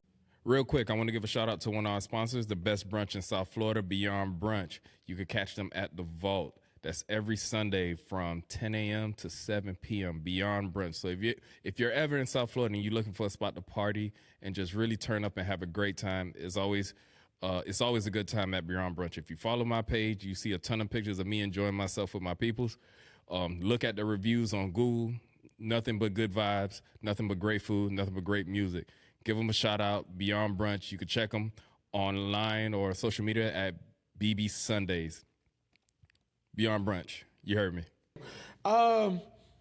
Speaking of things girls are doing, have you seen this leaked like group chat with these sisters On try to landing an athlete. about trying to land an athlete? Yeah. That shit is. Hey, I don't care what y'all say. When I saw the emoji, I was like, definitely white women. Mm-hmm. Definitely white women. Because you don't use the white person emoji. Typically, your normal emoji is yellow if you don't choose one. Yeah. To go out and choose the white person emoji, yeah. So I know I do that. I make sure I choose the black emoji, especially when I'm texting white people. Oh yeah, I personally do. Yeah. I even do it on my WebEx. I do it on Teams. Yeah. I make sure that they always see black. Right. They got to. In case you didn't know, nigga. Like There always. you go. Always. So this girl types to her sister. She says, I want a football player, NFL preferably. Demon emoji. Mm-hmm. A tall chocolate one. Okay. Like you did. I want your life. The girl replies back, that's easy. But you have here. Matter of fact, There we go. we're gonna act them out. Let Frank handle the sister. Giving Okay. all the advice. Go ahead, Frank. She says, that's easy, white thumbs up emoji, but you have to play your cards right. You can't be emotional little girl. Teach me is what the girl says. So she has it down in bullet points. Number 1, he's the prize. Remember, he can change your life. You can't change his. I think out of all the stuff, I think that was the most true thing she said. Yeah, that was to real her. game right there. That was real game right there. Truest thing she said to her. 2, dealing with cheating, don't look for it. Girls will throw themselves at him, and some will succeed, but it's just the fling. Let it go. But don't let him get emotionally attached to one of them.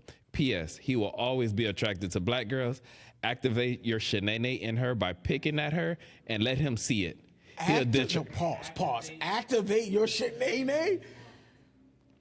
That's what the Chud the Builder would say. Don't repeat that because that's a name we will never say on this mic.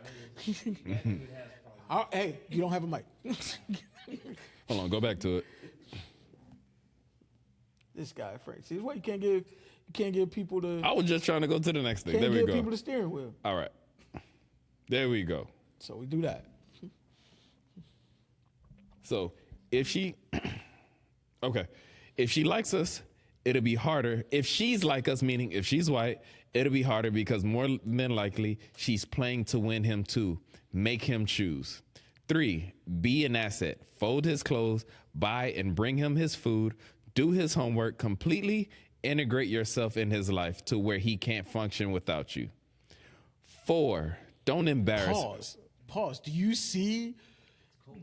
see how they're like that's CIA shit? Make yourself so integral in his life that if he removes you from it, he's fucked. I'm not gonna lie, dog. Like, strategy-wise, outside of this shenanigans shit, she's giving like legitimate. Like that ain't just to get an athlete. Like if you trying to get chose, period.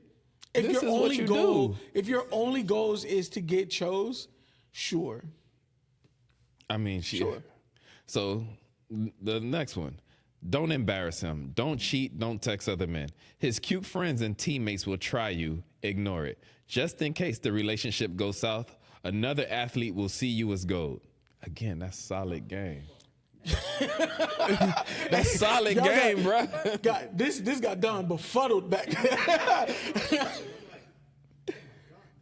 It's knowledge. Go ahead. Number 5, go completely wild on him in bed. Use throat spray. Didn't know such a thing existed. Really? Use throat. Matter of fact, I know you know it because I showed it to you when we used to go to the place. Pause. You saw it, Vinny? You saw it, the pause? Pause. You know exactly what I'm talking about. Yeah, you know where we were, and we know all the people who was there with us. There were women with us, multiple women with us. You're right. After school, when we, I'll say it, it's fine. Just because now we got to get context because now it's gay. So after school, we used to go walk down the street off 36 where there used to be a little sex shop. Used to go get DVDs and whatnot. It's back in the day before porn was free. Yeah, man. Y'all spoiled now. Y'all could just. We used to pass around a booty talk DVD through the group. It wasn't until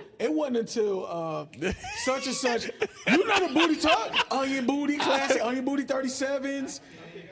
Yeah. Hey, Frank brother here talking. He put him on the booty talk. No, real shit. Jake Steed, yeah. He used to hit all the chicks with hairy coochies. They would never shave on the Jake Steed video. That says a lot about you. It does says a lot about me. Says a whole lot. That's a lot of core shit. That really, the natural girl shit really tight. I blame Don now. Yeah, this is Oh wow, that's what. That's hey, no, my bad. Let's keep going. Go ahead. Finish. She said, goes completely wild on him in bed. Use throat spray. Do any and everything. Be spontaneous. Make it go down anytime, anywhere. Like, honestly, like, this is solid game. Number 6, his mom, Lexi. Do not tell his mom any personal information, especially something negative. She will tell his entire family, and he will blame you. Just smile and wave. Be quiet. All girls. Touch that advice. Stay with that. Honestly, that's not the worst advice to give any girl, black, white, Hispanic. It's nasty because it has there's some undertone in here, but I say that to everybody. Don't tell anybody's family super negative stuff about you, especially when y'all first meet. You don't know them. Please don't say anything negative. Number 7, always look good and appealing. Hair, face always has to be done. Push for marriage or at least to have multiple kids and you got them. In 2 years on draft day, you will be a millionaire and all your friends will work hard in school to literally never live the life you live. It's so sweet and rewarding, Lex. I'm in Cancun right now. Now, I will say outside of the Shanae stuff, and really that's just about it, I think that was solid game. She knows he's going to cheat. She understands that comes with it. That tells me her expectation is realistic. You understand everybody going to be throwing themselves at him. That's why when you see a dude, like we've said it, if he meets the height requirement and he's making X amount of money, everybody knows that, and he knows who he is. Don't be surprised if that man cheats. He has the pick of the litter. Like, there's no way he can't go where he's not being fawned over. I'm not gonna lie to you. Him being tall don't really got to do it either. It don't, but money is the real game changer. Money's the real game changer. The more money you have, the more access you have to hoes. It just is what it is. There's more access. There's more people who are willing to do something strange for a piece of change. Absolutely. There's a lot of people. A girl who just before we got started on the pod, we was talking about experiencing taking a girl out, and all she really wanted was a meal. She really wasn't fucking with you like that. It's a lot of girls that will do that and still give you some pussy. Absolutely. There are people that the more access you have, that money, because now you can be in certain places. You are in certain rooms. I know girls who personally hang out in hotel lobbies of these the St. Regis's, the Four Seasons. Four Seasons. They hang out in the hotel lobby and in those bars just to come across a certain type of nigga. Yeah. Because you are where you hunt. You know what I mean? Absolutely. You put yourself in certain situations. If you looking for her and you trying to talk to the girl out of CVS, you gonna get CVS pussy. Some of the smart ones, you know what they're doing now? They're following tech conferences. I've heard this. Yeah, real shit. Oh, let me tell you. The tech conference, it's announced online. Yeah. There's some women, they know how to get a ball. They know how to play the game. They be like, oh, there's going to be there's a black tech conference that takes place in like Houston. Like, go, bro. They going to be out there. I'm not going to lie to you. Conferences in general, I'm not trying to put us in a bad spot. No. But look, Frank, there's a little panic in his eye. No, you can stop. No, you know what saves me? You're like, you can stop. My wife been to one of my conferences and she sees the demographics. She's like, oh, there ain't no hoes in No, there's no hoes in what you do and what you do. There's no hoes in what I do. And it's like 4 blacks. Yeah. Like when y'all walk in the room, it's like, oh, nigga. Like they can point y'all out. Yeah, especially because I'm the only one with long hair. Oh, That's they can spot me from a mile away. Yeah. Basically. And you know when he put on his suit, he put it in a bun. Yeah. So anyway. What did you say? So when we went to the conference, they kept calling me him when he was not around. So Joe said when they went to the conference, they kept calling him Frank when he wasn't around because, I mean, clearly y'all look alike. Y'all black. Y'all got locks. Yeah, right. That's it. We're black and with long hair. That's it. That's it. And honestly, I've been confused for niggas who have long hair. I've been shaving my head for 6 months. I don't look like that, nigga. They can't tell. No. But at them conferences, it be like that. And I'm not saying that the people who attend the conferences, it's these outside people. When there's huge conferences like that, where money's gonna be in the room, like I used to go to the SHRM conference. Not that I was involved in any dumb shit, but I used to see it. It used to be people who just be around. And it's like, I ain't seen you go to no class. You extra dressed up, your breasts all out. We're at an HR conference. Like, yeah. Oh, you selling ass. That's why you here. Mm-hmm. You laugh, bro. Those church conferences are worse. In every city, the big and those big evangelical churches, those super make America great again churches, for lack of a better word. Say mega churches. No, because there's some black ones. So No, but I said make America great again churches. But he was saying like mega churches, some of them support No, them. not that. I'm not talking about that. I'm talking about this particular type of group. Yeah. Every time they have a conference, do you know what app sees the craziest amount of activity? What's the gay one? Grindr. Yeah, there is. That's the gay Grindr one. goes crazy. It crashes. It crashed the last time they had a church conference. It's wild, ain't it? Scary place. But unsolicited advice to single dudes. Go to these conferences. Even if you're broke, go. Because the women know there's dudes out there. They don't know who earns what. So you can stumble upon something. If she thinks you got it, that's on her. You never gonna see her again. Never gonna see her again. The next time you're gonna be in Indianapolis. You're not. Yeah. Now, if you go and you fall in love with these people, dude, that's on you. Just go have fun. That's your choice. Yeah, that's your choice. You fucked up. Absolutely. Before we get out of here, I do. We talked about the Julio Foolio when he passed away. Yes, we did. And I remember you bringing it up. We had all that conversation about his music and all that other stuff. And like these niggas really trying to live out these raps, Right. and all of that. Hold on. That nigga ain't go nowhere, dog. He's not going nowhere. He barely made it to the light. That nigga drove went from 100 right here to the light. Made all that goddamn noise. Didn't even go 300 yards. Oh my God.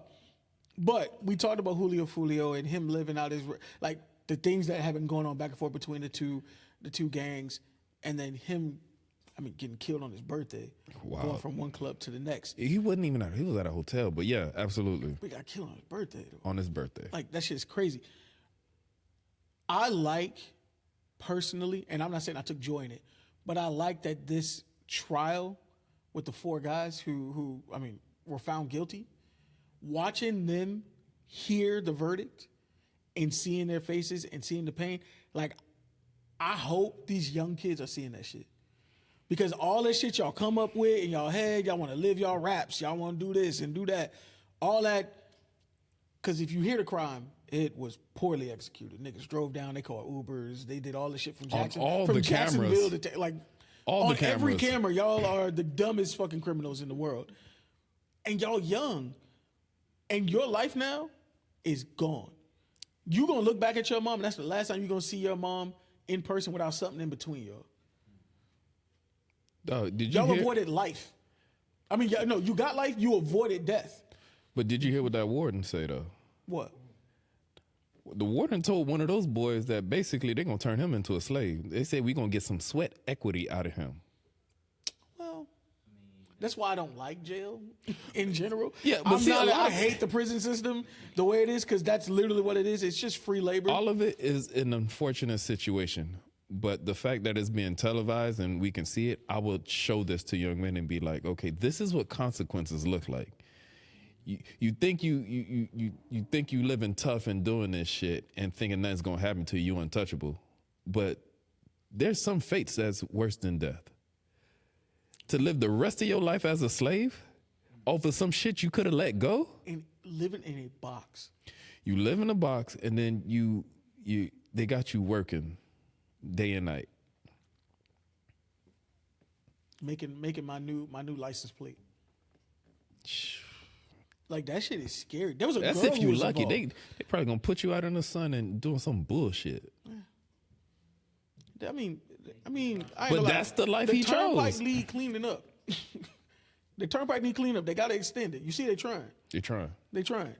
But this is what the young people. I need y'all to see it. That's why I was glad it was televised, because I almost felt sorry for them, and I personally was like, yo, y'all killed that dude on his birthday. There was no need for to do all the shit that y'all was doing in the first place.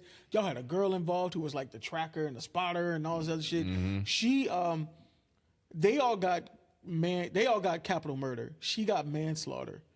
But I hear she's like appealing it or whatever. But all these kids was under 20. They were in their 30s when this happened. Some of them come from a 2-parent household.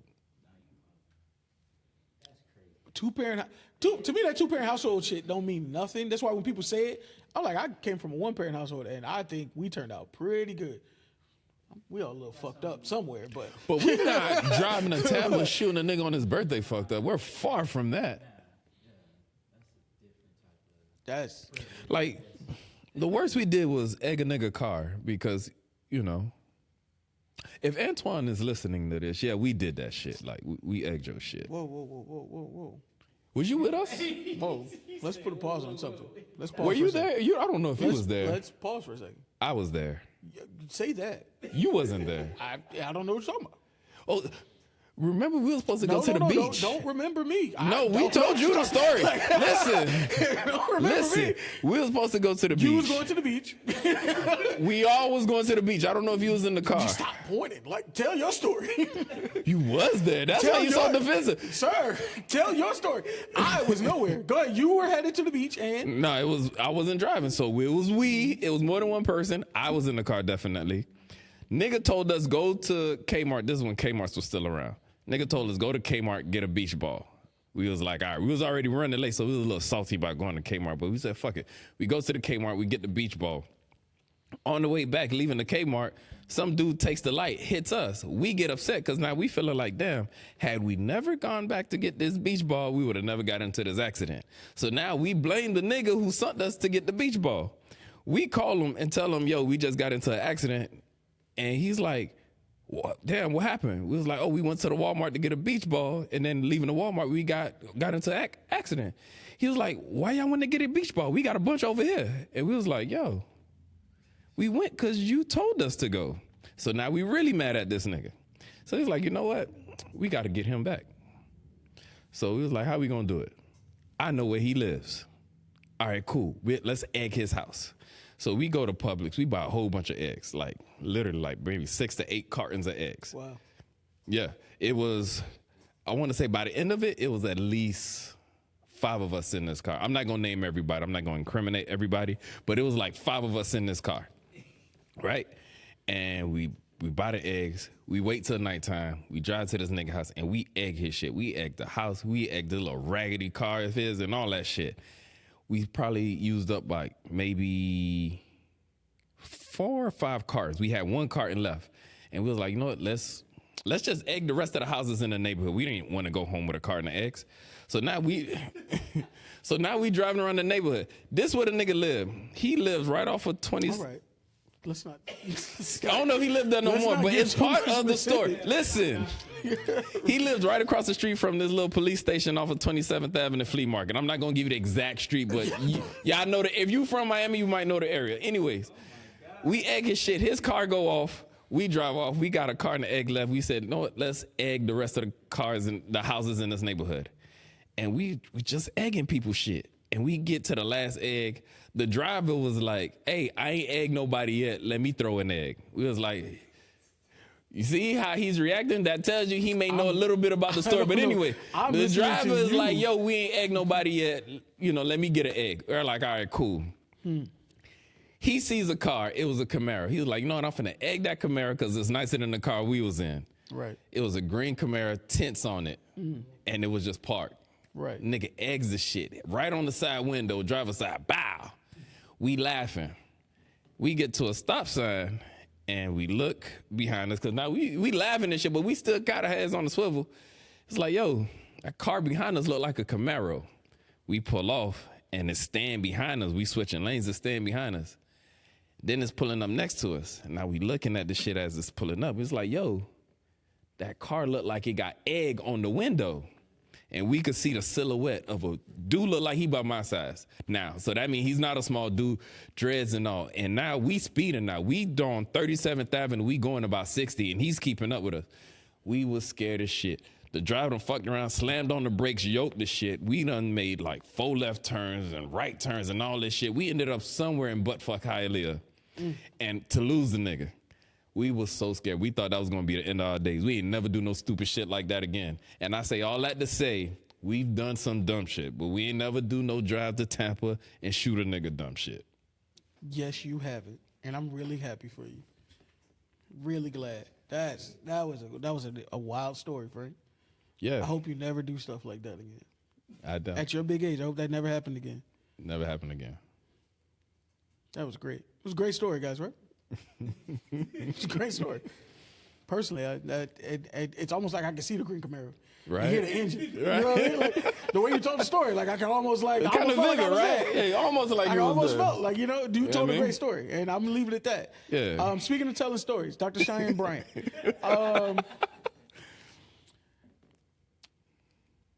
She just dropped a book, so I don't want to disparage her too much, but if those who don't know, Dr. Cheyanne Bryant, she's like a relationship coach a little bit. Therapist. Don't put the word therapist on it. Okay.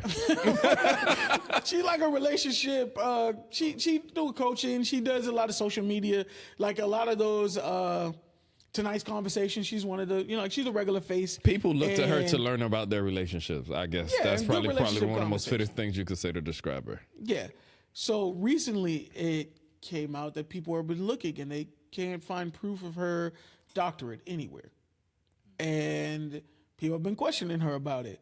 So she thought it was great to answer the many questions that people have been asking her. She thought it was a great place to do it at the Breakfast Club. And y'all know if I have to bring up the Breakfast Club, it ain't good because I don't ever talk about the Breakfast Club. I totally forget it exists, except for Right. the once every 6 months it shows up again. But yeah, a clip went viral of her explaining it. And you ever know when your girl asks you where you been and you like extra detail? Well, you know, first, you know, I had went to the store and I looked down and I was like, oh shit, I ain't seen them strawberry cookies in a minute. Gotta grab one of those. And then I looked over there and I was like, you know, my girl do love them Sour Patch Kids. Sour Patch Kids.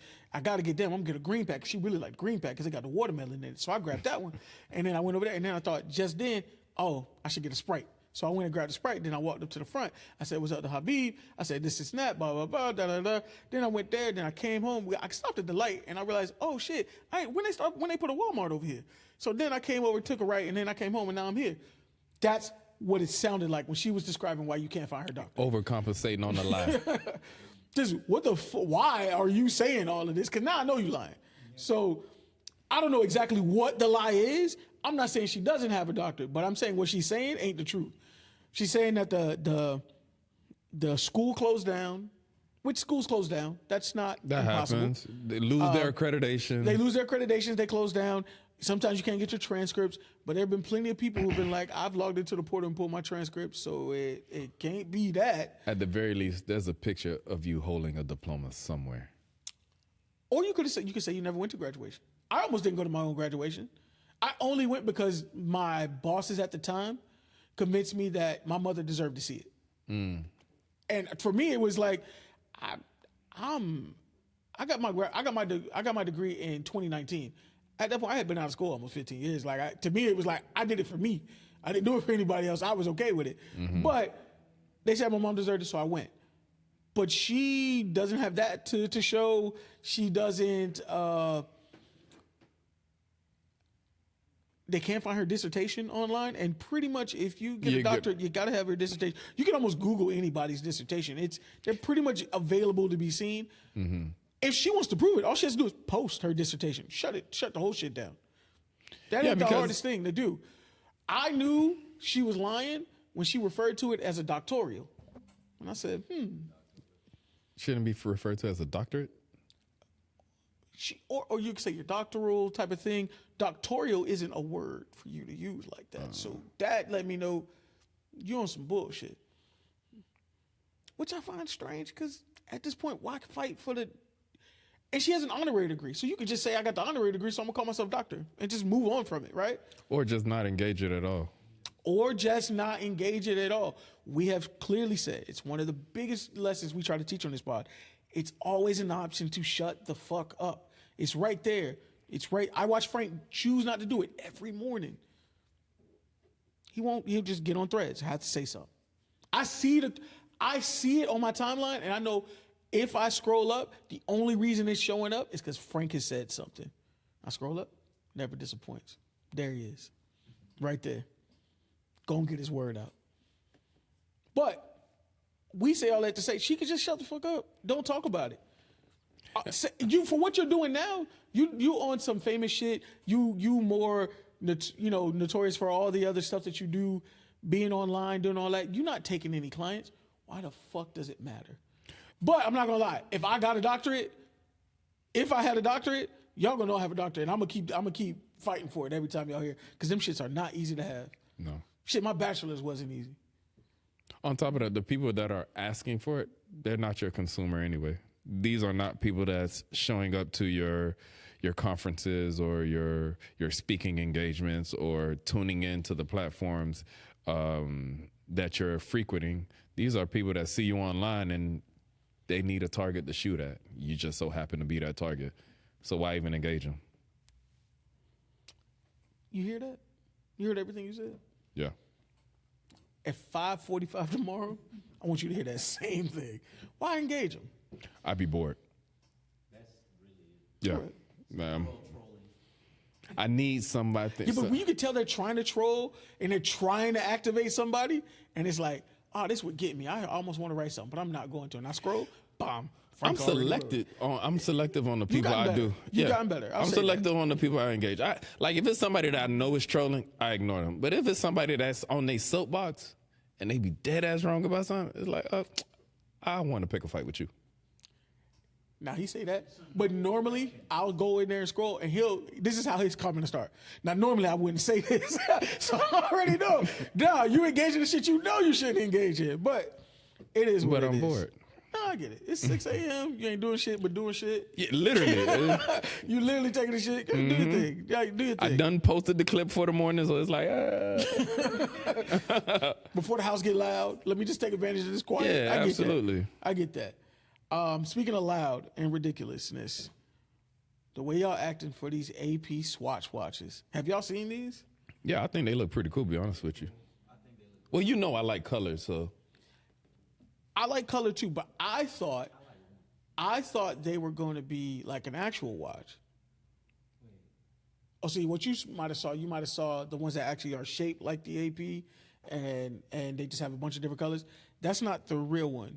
So APs used to be like these. Pocket watches. Yeah.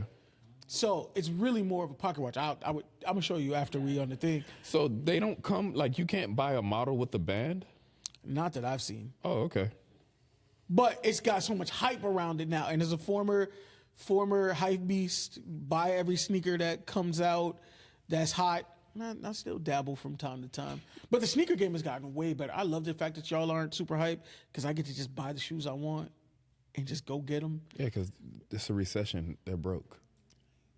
Yeah, but they're all running into jumping line. They are. Have you seen the videos? I seen a video of They Michael have Beasley canceled having to me. quiet a crowd. Of all people, Michael Beasley. In one of my group chats, somebody's like, "What the fuck is Michael Beasley doing?" Yeah, it was out at there?" Aventura. Like, You who over called there, you Michael see him, and Beasley? he like this. He's hard to miss. He's a pretty big dude. Yeah, but who called Michael Beasley to calm the crowd down? Of all people to calm down shit, But it ain't worked. Them Michael niggas Beasley. ain't want to try. How can I ain't finna swing on that nigga? That nigga kill you. Michael Beasley like one of them people like, nah, if he swing on you, he gonna knock you Yeah, out. he looked like he could fight a little bit. He's had a tussle. Yeah, he don't tussle. Well, I mean, he's from D.C. He grew up rough. He probably had a fight or two. But dude, go watch some of these clips. These people, they're whole out canceling some of these releases completely just because of how ridiculous people are. I've seen people fighting cops.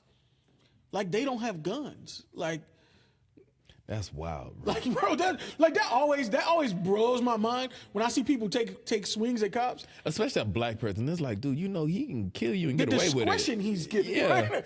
Like they almost have a leeway to kill you right now. Yeah, the discretion he's giving you right now. You gave is that nigga his crazy. reason. Like, chill out, my nigga. Sidebar: I saw this white dude. It was just a story in passing, and it was like the dude was recently on probation for attacking cops, and I was like, recently on probation, he got 6 months probation for attacking cops. And I said, That's it? that's amazing. Where is he from? I knew he was white. I was waiting for his picture to show up on the screen, and I saw he was white. I didn't even wait for the rest of the story. I felt like that was the story enough for me. Look at how different the world is. Because let me see people taking swings at cops, and you're black. You going bro, to you jail are for outta assault. here. Yeah. Jail for assault? You're lucky. Yeah, you're lucky, yeah. If you ain't get tased, if you ain't like, bro, when I see cops showing that level of discretion, I commend them for like this could go way left, and you're being as smart as you possibly can be in the situation. For one, most cops don't want the to deal with all of that shit that comes along with shooting somebody and all that. A lot of cops go through their whole career without shooting their gun. Most cops go through their whole career without shooting their gun. A lot of cops just want to do their job and go home. They ain't trying to get in all that bullshit. Most. But there are some where it's like, oh, that nigga's on one. You just look at him, you like, that nigga itching to shoot somebody. Let's get away from here. I mean, we've ran into a few. We've been at South Beach where I looked and I was like, oh, this is what's gonna spark this is gonna be the cop. It ain't got nothing to do with all the dumb people out here. A cop is gonna spark some dumb shit and it's gonna go left. Let's go to the next block. We're gonna move to Washington. We're not gonna be on Ocean. We can't this ain't gonna be it. You can almost spot the one that's I could see he gonna be on some bullshit. Cause a lot of times cops be cool. Hey man, just chill out. Like I ain't trying to get it's late at night. They don't want to get in no dumb shit. Like I ain't trying to get into no fight. I'm damn sure ain't trying to pull out a weapon. Like dog, y'all just chill, have y'all fun, go the fuck home. Like I want to go home too at the end of my shift. But there's some dudes that's like, I don't know, man. You see that nigga eyes just look, something in his eye look different. Nigga just look shifty. Like, let's get out of here. Yeah. You know, he probably got just a mustache. You can't trust, two things you can't trust. You can't trust a nigga with no facial hair at all. And you can't trust a nigga with just a mustache. Those two right there, those are the worst type of people. You got to get away from them. I'm talking to every walk of life.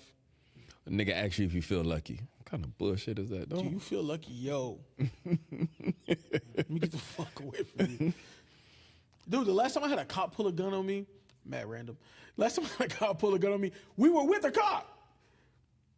And the cop was trying to tell him, like, hey, yo, like, I'm BSO, like, relax. Like, ain't nothing going on here. It wasn't no weed. Like, we were just sitting outside. It was late night, but we were sitting outside. We weren't doing anything. That's not illegal, sitting outside. But then, while we picking up the stuff, the cop, his weapon falls. So now it's everybody, hands up. I had socks in my hand. He's like, hey, you, drop the socks. I'm like, oh, shit. Why'd you have socks in your hand? Because we had come from the pool. Oh, okay. So I had my socks. I put my slides on. I didn't want to put my sock back on. It seemed weird. Yeah, I get you. I had socks in my hand. So when he said, put your hands up, hey, you, drop the socks. All right, bro. Like, hey, I just want to get out of here and get home. Yeah, that was the last time I had it. That's the last time a cop pulled a gun on me. Let me be specific. Shit, the last time a cop pulled a gun on me, me and Blonde was leaving FIU. We had just left physics, just bombed the test. I mean, the glorious. The worst. Dude, just the most. We knew we failed that test from question 5. It was like, I don't know none of this shit. Let me tell you, when you go into a test not knowing, and then you find out that it's not multiple choice, it is the worst feeling in the world. All right, so you know how in college, right? Like you take a test and that day is just test day. So it's like, hey, once you're done with your test, just leave. Just put it on my desk, leave out the class. From question 5, I know I done failed this shit. I don't know none of this shit. Like I'm dumbfounded. But it's like 5-10 minutes into the class. I can't leave now. Just get up. It's embarrassing. Gotta shoot my shot. Everybody know. Ain't nobody that smart. Like, come on now. So now I'm just sitting there just like, all right, I gotta kill time. I gotta let about 5 to 10 niggas leave first. Yeah. You gotta, when you know that this ain't it for me, you gotta at least because you know the smart niggas in class. He don't want to answer all the questions. You need, at least 3 of them need to get up, and you doing this, you just. Yeah, you gotta let 1 or 2 middle of the pack people leave. Then you can go and you turn your shit face down when you put that shit on the nigga desk. Because you already knew. A lot of things went through your head. I went through it. I started looking at the questions. I don't know none of this shit. And because of the way he made us sit today, I can't cheat. So, right. The nigga who I was smart, who I sat next to in this class from the beginning, fully knowing I wanted to sit next to him because I knew test time I'd be able to do something. He done moved this nigga way up here. Now I can't even really see his paper. No. And then that's when they started with the little 3 different tests and all that. Yeah, man. At least back then, your numbers might be different, but at least if I see how you did it, I can figure it the fuck out. Like, at least if I can see it, I'd be fine. No. Or I can see your paper and see the sequence of questioning. Like, okay. Okay. This is question 1 for me, but that's question 5 for her. Okay, so The one thing FIU taught us was how to cheat. Yeah, absolutely. Absolutely. And the one thing we learned is how to cheat. I ain't gonna lie, the one thing Jackson taught me. Do you remember when Edwin, shout out Edwin Barrientos, I'm gonna put your whole name out there. Edwin found out that if you type up all the answers and he put it in the smallest font possible, that nigga had all the chemistry shit. Like, I had ace chemistry because of that nigga. I didn't know none of that. He had that little thing, and we would put it in the calculator. Oh, yeah, you on could the just back of it. slide Yeah. You could just slide the little calculator down and be like, Yeah, That was because one of when the you take the best. calculator out the case, you just slide it back, so Yeah. now the case is hidden. I had, that shit was in size like 2 font, but it was just good enough, my young guys to see it. Bomb, and I turn that thing. Then you get too much. If you put too much, you got to flip it over. Mm-hmm. Nigga, please. If you know what they say, if you're not cheating, you're not trying. I agree. So anyways, leaving FIU, just bombed this test. we turning to get home. We're making a right-hand turn from the turning lane. He's coming the opposite direction, so we turning left, he's turning right. And he's in an unmarked car. And as we're turning, he cuts off a car behind us. It's an unmarked car. So now he just looked like a crazy Miami driver to us. As we turn and we see him coming, we kind of give him one of these. We didn't even flip him off. Soon as we do that, he turns on us like, we like, oh, shit. We pull over. This man get out, hand on the gun already. Stick your fucking hands out the car. Arms out. You know how it go. We like this in the bitch. Then he's like, get out the car. So now we open it from the outside. Because you can't put your hands back in the car. You get shot. Right. So just open it from the outside. We get out. Hands on the hood. It's like, what the fuck? Like, what did we do? Then he walks up on us and he's like, yeah, I know you guys are the little fish. I don't want you. I want your boss. What the fuck is you talking about, What nigga? the fuck are you? Like, I'm dog. in school. I literally told you could ask Blondell to verify. I literally told this man, like, dude, we college students. You could see our school books. We just failed. I told him, we just failed the test. Like, what are you doing? You didn't think the thing was to be like, I'm super smart? Nah, man. Dude, that's how bad we felt that test. Like, there was no confidence on us. Like, it was just drained. We felt like the biggest dumbasses. So I'm like, you know how bad that is? Like, you failed the test. Now you about to get arrested? Like, Man, talk what a about it wasn't your terrible day. What a terrible day. Dog, this man is patting our pockets. Blonde car wasn't the cleanest. He's like, I could see the weed residue. It's like, dog, the car just dirty. Like, like the fuck is you doing, man? Just let us go. The only thing that saved us, it was another dude driving on the street, and he had his phone out. And I was like, yo, you got that footage you wanted? The cop looked up and see the nigga recording. The cop got mad at him and told him to pull over. So when he told that dude to pull over, he looked at us. He said, get the fuck out of here. He was like, all right, man, we got in the car, just left. Like, good, we got away. But yeah, that was the last time a gun got drawn on us. Growing up black. And it wasn't even the first time. It was just the last time. Okay. With that being said, ladies and gentlemen, all those in between and outside of those constructs, this has been another episode of the Samurai Professionals Podcast, the greatest broadcast across all the universe, episode 233. I'm your co-host, Marvin Young Satan. That's Saint by blood, not Relay Sean. Y'all beat your son. He replayed some, huh? International Marv, that's the handle. Smash Catch him, Schmurder She Wrote, Starving the Martian, Franklin St. Laurent. Woo, that boy hot. Call him Flame St. Patrick, a.k.a. Ghost Malone. Smooth Evandros, Charles Flex Xavier, Datman Beyond, Dion Slanders, Petty Pendergrass, Flex Luthor, the Bandalorian, a.k.a. Bando. Can't wait for that movie, by the way. It's going to be amazing. I hope so. I hope it don't be trash. No, Disney been doing right by Star Wars. I think they're going to do all right. They haven't did bad. Like, what did they put out that was bad? Solo, You didn't like Solo? The Acolyte. I didn't see that, like, be honest with you. All right. It wasn't good. It wasn't. Oh, okay. Any of the sequel trilogy. You talking about episode like 7 and 8? 8, and 9. I don't count those. It's the Disney's biggest movies. Okay, I guess. I'm still, I give them, maybe I'm giving them too much credit for Rogue One. And Rogue One was just really that good. Yeah, Rogue One was amazing. Which is why Andor is great. I wish you'd watch it. I got to catch up with Think they're Daredevil. dealing with space Trump. And then, really? That's why it's that level of political. Okay. It's super good. You know, I heard about that. Not just It from makes you. it I heard it from really somebody good. else that the politics on everything on it was amazing. Okay, It's the I gotta best get. It's the best. Like if you were to put Star Wars in like a real, it was the best Star Wars I think we've ever seen. Okay, you're the second person I heard say that. I gotta give it a shot. And it has nothing to do Like with the Jedis and Skywalkers Sith. and all Yeah, that. yeah. But speaking of Anakin Flywalker, Black Arot, Poppy Cuffington, Scotty Drippin, Patrick Morhose. I just can't get away from that one. For It's a some good reason. one. Breaker chains. Thank you. Teddy Kruger, Snob Marley. Snob Marley, the Heavy Potter, the Breaker Chains, fuck with me, don't fuck without me, and the reigning, defending, undisputed Father of the Year, 7 years running. I'm gonna ask you something after this. I almost said it on here and I caught myself. Thank God. Talk to him, Frank. Nacho Man, Candy Savage, the Slim Reaper, the Serial Killer, Applejack the Ripper, the Munch on Lunch, Lord of the Wings, Jabba in the Cut, the Wholesome Dude, Fat Boy Slim. It's not a dad bod, it's a father figure. The Social Introvert, the nigga you unlock when you beat the game on expert, the DLC, Come See About Me. Grits and Gravy, Ron Swan Song, Walter White Walker, Hodor, Doorstopper, Chief Queef, the King of Crump, Your Highness, Air Sword Man, LeBrunch James, Chef Curry Chicken, Chill Jackson, Kung Fu Panda Dunks, Rage Against the Cardio Machine, Jouette Leader, F and D, one half of this POD. He is I and I am him is Frank, and we just chopped it up. Please check us out on our website, thesamuraipros.com, where you can catch all our episode clips and our social media. If you want to follow us on just about any social media website at The Samurai Pros. You can catch me personally at I Can Only Be Frank. Where can I find you, Marv? You can find me at Marvin X Adams. Please check out the blog.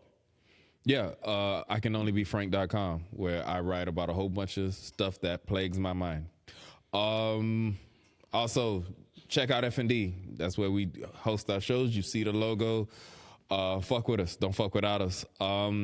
Shout out to everybody who support. All the people who engage our content, we appreciate you. Even the people who don't know what a definition is. And called us gay all week. All week long. All we've done is just exchange how many times we've been called gay. Yeah. And I lost count because some of the stuff I had to just do, I had to go to work. But plenty of times, everybody in this group has been called gay. They want to peg Joe. It Shout just out is to what the it lady is. that wants to peg Joe. I told you, it depends. Yeah, absolutely.